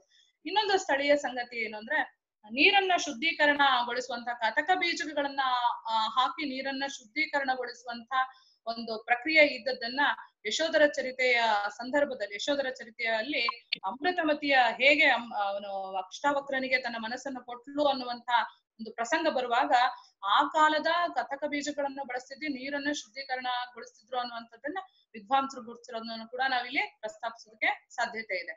ಆಮೇಲೆ ಇನ್ನು ಅನೇಕ ವಿಷಯಗಳನ್ನ ಹೇಳ್ಬೋದು. ಬೂಚಿ ರಾಜ, ವಿಷ್ಣು ದಂಡಾಧಿಪ, ರೇಚಣ ಇವರೆಲ್ಲರೂ ಕೂಡ ಅವ್ರು ಗಳಿಸಿರುವಂತ ಬಿರುದುಗಳು, ಅವರೂ ಕೂಡ ಸಾಹಿತ್ಯದಲ್ಲಿ ವಿಶೇಷವಾದಂತಹ ಸ್ಥಾನಮಾನಗಳನ್ನ ಗಳಿಸಿ ಕನ್ನಡ ಅಂದ್ರೆ ದೇಸಿ ನುಡಿಗೆ ಮತ್ತು ಸಂವರ್ಧನೆಗೆ ಕಾರಣಕರ್ತರಾಗಿರೋದನ್ನ ಗಮನಿಸಬಹುದು. ಇನ್ನು ಒಂದು ವಿಷಯವನ್ನ ಪ್ರಸ್ತಾಪಿಸಿ ನನ್ನ ಮಾತುಗಳನ್ನು ಮುಗಿಸ್ತೇನೆ. ಬಹಳ ಪ್ರಮುಖವಾದಂತಹ ವಿಷಯ ಅಂದ್ರೆ ಛಂದಸ್ಸಿನ ಚರಿತ್ರೆಯಲ್ಲಿ ದೇವಭದ್ರ ಮುನಿ, ಗೋವಿದೇವ, ಮಹಾಮಂಡಳೇಶ್ವರನಾಗಿದ್ದಂತಹ ಗೋವಿದೇವ ಸವಣಗೆರೆಯನ್ನ ದಾನವಾಗಿ ಕೊಟ್ಟಂತಹ ಉಲ್ಲೇಖವಿರುವ ಚಿಕ್ಕನಾಯಕನಹಳ್ಳಿಯ ಒಂದು ಶಾಸನ, 21ನೇ ಶಾಸನದಲ್ಲಿ ದೇವಭದ್ರ ಮುನಿ ಆ ಶಾಸನವನ್ನು ಬರೆದಿದ್ದಾನೆ. ಆ ಶಾಸನದ ಪದ್ಯ ಚಂಪಕಮಾಲಾ ವೃತ್ತದಲ್ಲಿದೆ. ಚಂಪಕಮಾಲಾ ವೃತ್ತವನ್ನ ಅವನು ಚಿತ್ರಲತೆ ಅಂತ ಕರೆದಿದ್ದಾನೆ. ಈ ಚಿತ್ರಲತೆ ಅನ್ನುವಂತಹ ಛಂದೋಬಂಧ ಜಯಕೀರ್ತಿಯ ವಿನಃ ಯಾರೂ ಕೂಡ, ಸಂಸ್ಕೃತ ಛಂದಸ್ಸಿಗನಾದಂತಹ ಜಯಕೀರ್ತಿಯ ವಿನಃ ಯಾರೂ ಕೂಡ ಈ ಚಂಪಕಮಾಲಾ ವೃತ್ತವನ್ನ ಚಿತ್ರಲತೆ ಅಂತ ಕರೆದಿಲ್ಲ.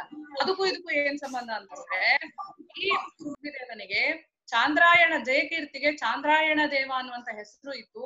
ಆ ಚಾಂದ್ರಾಯಣ ದೇವ ಗೋವಿದೇವನಿಗೆ ಗುರುವಾಗಿದ್ದನಾದಂತಹ ವಿಚಾರವನ್ನ ಕೂಡ ಇಲ್ಲಿ ಪ್ರಸ್ತಾಪಿಸುವಂತಹ ಸಂದರ್ಭದಲ್ಲಿ ಈ ದೇವಭದ್ರ ಮುನಿ ಜಯಕೀರ್ತಿಯ ಛಂದೋನುಶಾಸನವನ್ನ ಬಹುಶಃ ಗಮನಿಸಿದ್ದಿರಬಹುದು. ಆ ಕಾರಣಕ್ಕೆ ಸಂಸ್ಕೃತದ ಚಂಪಕಮಾಲೆಯನ್ನ ಇಲ್ಲಿ ಚಿತ್ರಲತೆ ಅನ್ನುವಂತಹ ಹೆಸರಿನಿಂದ ಅವನು ಬಳಸಿರೋದನ್ನು ಕೂಡ ನಾವು ಗಮನಿಸಬಹುದು. ಅನೇಕ ಚಂಪು ಉಲ್ಲೇಖಗಳನ್ನು ಕೂಡ ನಾವು ಈ ಶಾಸನದಲ್ಲಿ ಗಮನಿಸ್ತಾ ಹೋಗ್ತೇವೆ. ಅದರಲ್ಲೂ ಮುಖ್ಯವಾಗಿ ಒಂದು ಪದ್ಯವನ್ನ ಹೇಳೋದಾದ್ರೆ, ನಿಮ್ಗೆಲ್ಲರಿಗೂ ಗೊತ್ತಿರುತ್ತೆ, ಪಂಪನ ವಿಕ್ರಮಾರ್ಜುನ ವಿಜಯದಲ್ಲಿ ನೆನೆಯದಿರಣ್ಣ ಭಾರತದೊಳೆಂ ಪೆರರಾನುಮನ್ ಒಂದೇ ಚಿತ್ತದಿಂ ಅನ್ನುವಂತಹ ಸಂದರ್ಭವನ್ನ ಗಮನಿಸಬಹುದು. ಅಂಥ ಒಂದು ಪ್ರಭಾವವನ್ನ, ವಿಕ್ರಮಾರ್ಜುನ ವಿಜಯದ ಪ್ರಭಾವವನ್ನ ಅಂದ್ರೆ ಕಾವ್ಯದ ಪ್ರಭಾವ ಈ ಮಹಾಮಂಡಳೇಶ್ವರ ಶಾಸನಗಳಲ್ಲೂ ಕೂಡ ಪ್ರಭಾವ ಬೀರೋದನ್ನ ಗಮನಿಸೋದಕ್ಕೆ ಒಂದೇ ಒಂದು ಸಾಲನ್ನು ಉದಾಹರಣೆ ಕೊಡೋದಾದ್ರೆ,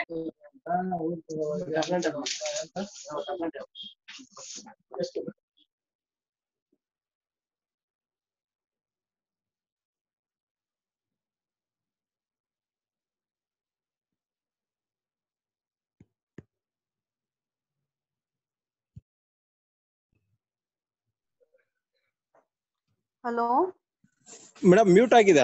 ಮ್ಯೂಟ್ ಆಗಿದೆ ರೀ.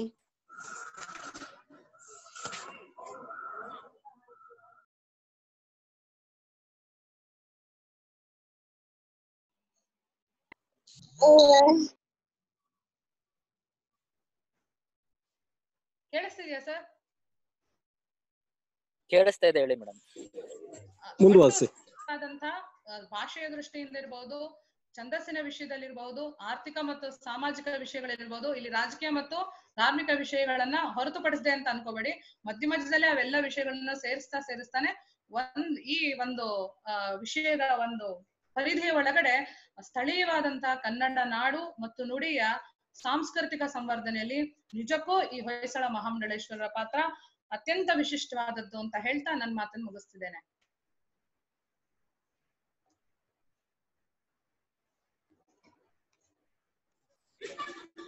ಪ್ರದೀಪ್. ಹಲೋ ಪ್ರದೀಪ್ ಮಾತಾಡಿ. ನಮಸ್ಕಾರ. ಸುಮಾರು 1 ಗಂಟೆ 15 ನಿಮಿಷಗಳ ಕಾಲ ಸರ್ ಕೇಳಿಸ್ತಿಲ್ಲ ಸರ್. ಸುಮಾರು 1 ಗಂಟೆ 10-15 ನಿಮಿಷಗಳ ಕಾಲ ತುಂಬಾ ಚೆನ್ನಾಗಿ ಹೊಯ್ಸಳ ಮಹಾಮಂಡಲೇಶ್ವರರು ಮತ್ತು ಅವರ ಇಡೀ ಅಸ್ಮಿತೆಯ ಕಾರ್ಯಕಾರಣ ಸಂಬಂಧವನ್ನ ನಮ್ಮ ಮುಂದೆ ತುಂಬಾ ಅನನ್ಯವಾಗಿ ಪ್ರಸ್ತುತಿ ಮಾಡಿದಂತಹ ಗಂಗಾಂಬಿಕೆಯವರಿಗೆ 3 ಫೋರಂಗಳ ಪರವಾಗಿ ನಾನು ಅನಂತ ಕೃತಜ್ಞತೆಗಳನ್ನು ಹೇಳ್ತಾ ಇದ್ದೇನೆ. ಮತ್ತು ಈ ಸಂದರ್ಭದಲ್ಲಿ ಬಂದಿರೋ ಪ್ರಶ್ನೆಗಳನ್ನು ಕೂಡ ಎತ್ಕೋತಾ ಇದ್ದೇನೆ. ಮೊದಲನೇ ಪ್ರಶ್ನೆ ಡಾಕ್ಟರ್ ಶೈಲಾ KN, ಮಂಗಳೂರಿನ ಬಲ್ಮಟ್ಟದ ಫಸ್ಟ್ ಗ್ರೇಡ್ ಕಾಲೇಜ್ನಲ್ಲಿ ಅಸಿಸ್ಟೆಂಟ್ ಪ್ರೊಫೆಸರ್ ಆಗಿದ್ದಾರೆ. ಅವರ ಪ್ರಶ್ನೆ, ಮಹಿಳಾ ಮಹಾಮಂಡಲೇಶ್ವರರ ಬಗೆಗೆ ಏನಾದ್ರೂ ಪ್ರಸ್ತಾಪ ಇದೆಯಾ ಅನ್ನೋದು ಅವರ ಪ್ರಶ್ನೆ. ಮಹಾಮಂಡಳೇಶ್ವರಿಯರು ಆಗಿಲ್ಲ, ಆದ್ರೆ ರೇಖಾವೇ ದಂಡನಾಯಕತಿ, ಇನ್ನು ಕೆಲವು ದಂಡನಾಯಕತಿಯರ ಉಲ್ಲೇಖ ಬರುತ್ತೆ. ಆದ್ರೆ ಅವರು ಮಹಾಮಂಡಳೇಶ್ವರಿಯರು ಆಗಿರುವ ಸಾಧ್ಯತೆಗಳು ಬಹುತೇಕ ಕಡಿಮೆ. ಯಾಕೆಂದ್ರೆ ದಂಡನಾಯಕನ ಹೆಂಡತಿ ಆಗಿರೋದ್ರಿಂದ, ಮಹಾಮಂಡಳೇಶ್ವರರ ಹೆಂಡತಿ ಆಗಿದ್ರಿಂದ ಮಹಾಮಂಡಳೇಶ್ವರಿಯನ್ನು ಉಲ್ಲೇಖ ಸಿಗುತ್ತೆ. ಆದ್ರೆ ಆಡಳಿತ ನಡೆಸಿರೋದ್ರ ಒಂದು ಸ್ಪಷ್ಟವಾದಂತ ದಾಖಲೆಗಳು ಸಿಕ್ಕಿಲ್ಲ. Next question, please.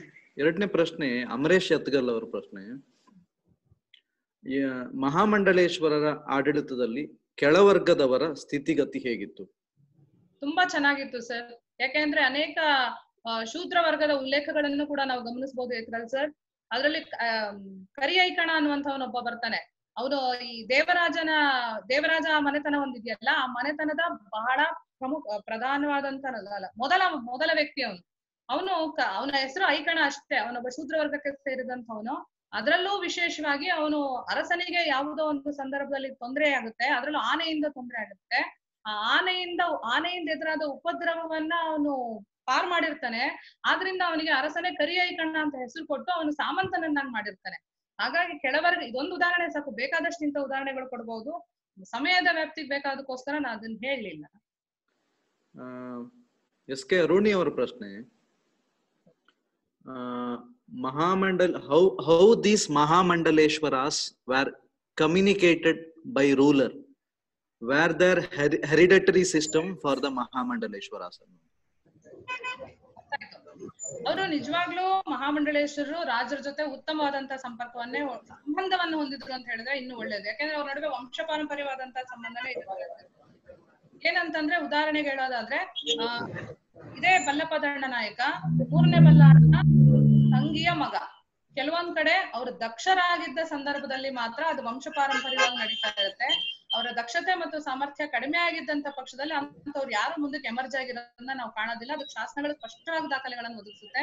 ಇನ್ ಕೆಲವು ಸಂದರ್ಭಗಳಲ್ಲಿ ಬೇರೆ ನೀವು ಸಂಬಂಧಗಳು ಅನ್ನುವಂತ ವಿಷಯವಾಗಿ ಗಳಿಸುವಾಗ ಬೆಟ್ಟರಸ ದಂಡನಾಯಕ ಅಂತ ಒಬ್ಬ ಇದ್ದಾನೆ. ಆ ಬೆಟ್ಟರಸ ದಂಡನಾಯಕನನ್ನ ಅರಸ ತನ್ನ ಮಗನಂತೆ ಸಾಕ್ತಾನೆ, ಉಪನಯನ ಮಾಡ್ತಾನೆ, ಮದ್ವೆ ಮಾಡ್ತಾನೆ. ಆಮೇಲೆ ಅವನ ದಕ್ಷತೆ ಸಾಮರ್ಥ್ಯವನ್ನ ಪರಿಗಣಿಸಿದ ನಂತರವಷ್ಟೇ ಅವನಿಗೆ ದಂಡನಾಥ ಪಟ್ಟವನ್ನ ಕಟ್ತಾನೆ ಅನ್ನೋದಕ್ಕೂ ಕೂಡ ಶಾಸನದಲ್ಲಿ ಒಂದು ವಿಷಯವನ್ನ ಶಾಸನದಲ್ಲಿ ಬಂದಿದೆ.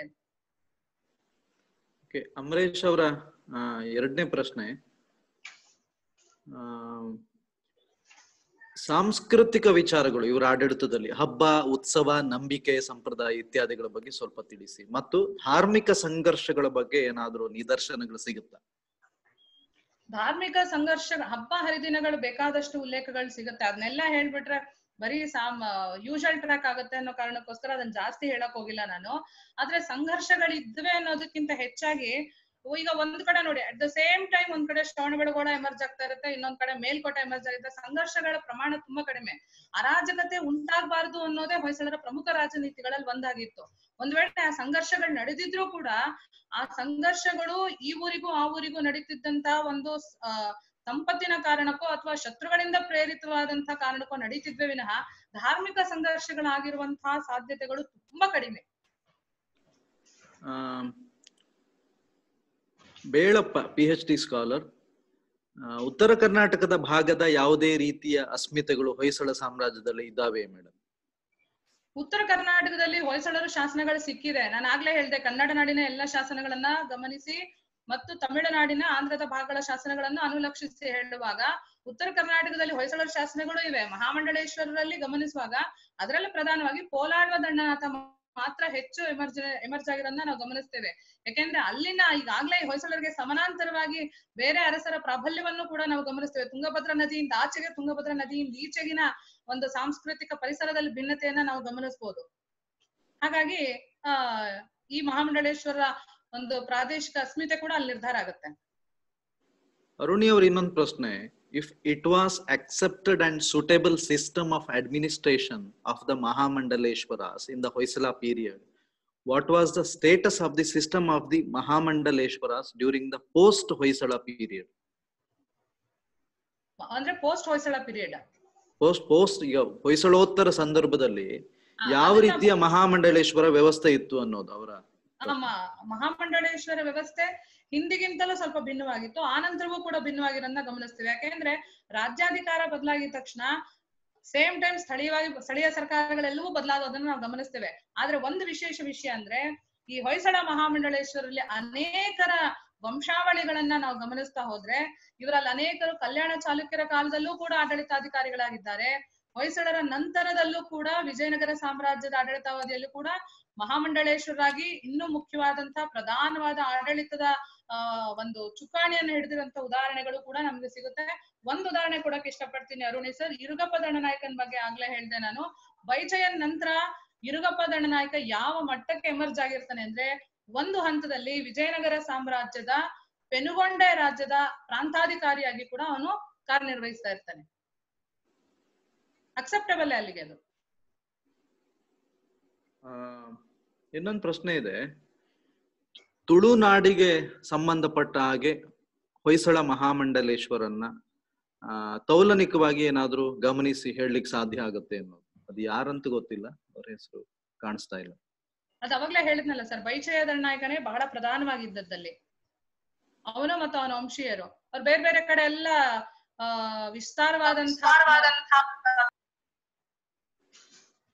ವಿಸ್ತಾರವಾದಂತ ಒಂದು ತುಳುನಾಡಿನ ಈಗ ಯಾಕೆ ಹೇಳ್ತಾ ಇದೀನಿ ಅಂದ್ರೆ, ಬಯಲ್ಸೀಮೆಯನ್ನು ಹೋಗಿ ತುಳುನಾಡಿನಲ್ಲಿ ಹೋಗಿ ಅಧಿಕಾರ ನಡ್ಸಕ್ ಖಂಡಿತ ಸಾಧ್ಯ ಇಲ್ಲ. ಅಲ್ಲಿನ ಪ್ರಾದೇಶಿಕ ಪರಿಸರ ತಿಳಿದವ್ರು ಮಾತ್ರನೇ ಅಲ್ಲಿ ಎಮರ್ಜ್ ಆಗಕ್ ಸಾಧ್ಯ ಆಗಿರುತ್ತೆ.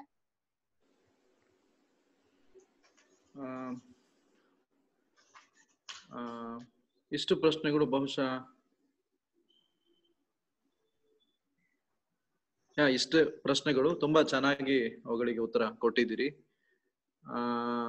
ಧನ್ಯವಾದಗಳು ಗಂಗಾಂಬಿಕೆ ಅವರೇ. ಮತ್ತೆ ಪುನಃ ಇತಿಹಾಸ ದರ್ಪಣ, ಬೆಂಗಳೂರು ಹಿಸ್ಟೋರಿಯನ್ ಸೊಸೈಟಿ ಮತ್ತು ಋತುಮಾನ.com ನ ಪರವಾಗಿ ಮತ್ತು ಈ ಅವಧಿಯನ್ನ ಕೇಳಿರ್ತಕ್ಕಂತಹ ಎಲ್ಲ ಶ್ರೋತೃಗಳ ಪರವಾಗಿ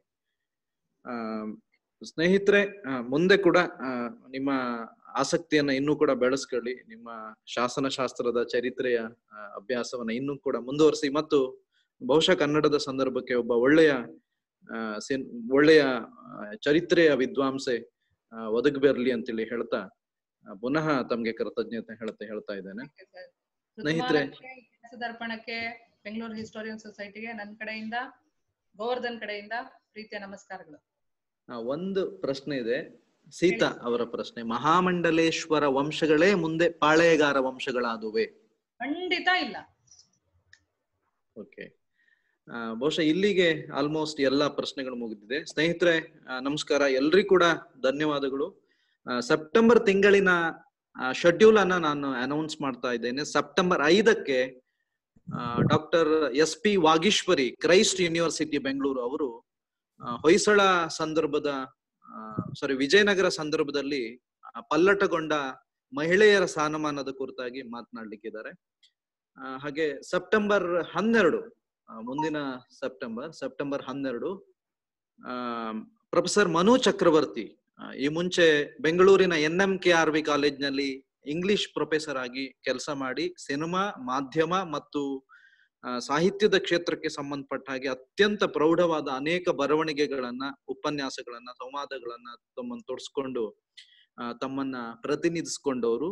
2000 ವರ್ಷದಲ್ಲಿ ಅವರಿಗೆ ರಾಷ್ಟ್ರಪತಿಗಳ ಸ್ವರ್ಣಕಮಲ ಪ್ರಶಸ್ತಿ ಕೂಡ ಸಿನಿಮಾದ ವಿಮರ್ಶೆಗೋಸ್ಕರ ಸಿಕ್ಕಿದೆ. ಅವರು ನ್ಯೂ ಹಿಸ್ಟೋರಿಸಿಸಂ, ಸ್ಟೀಫನ್ ಗ್ರೀನ್ಬ್ಲಾಟ್ ಅಂತಕ್ಕಂಥ ಒಬ್ಬ ಪಶ್ಚಿಮದ ವಿದ್ವಾಂಸ ಹುಟ್ಟು ಹಾಕಿದಂತ ಒಂದು ಇಂಪಾರ್ಟೆಂಟ್ ಆದ ಥಿಯರಿ, ನವಚಾರಿತ್ರಿಕವಾದ ಆ ನ್ಯೂ ಹಿಸ್ಟೋರಿಸಿಸಂ ಮೇಲೆ ಮಾತಾಡ್ತಾರೆ.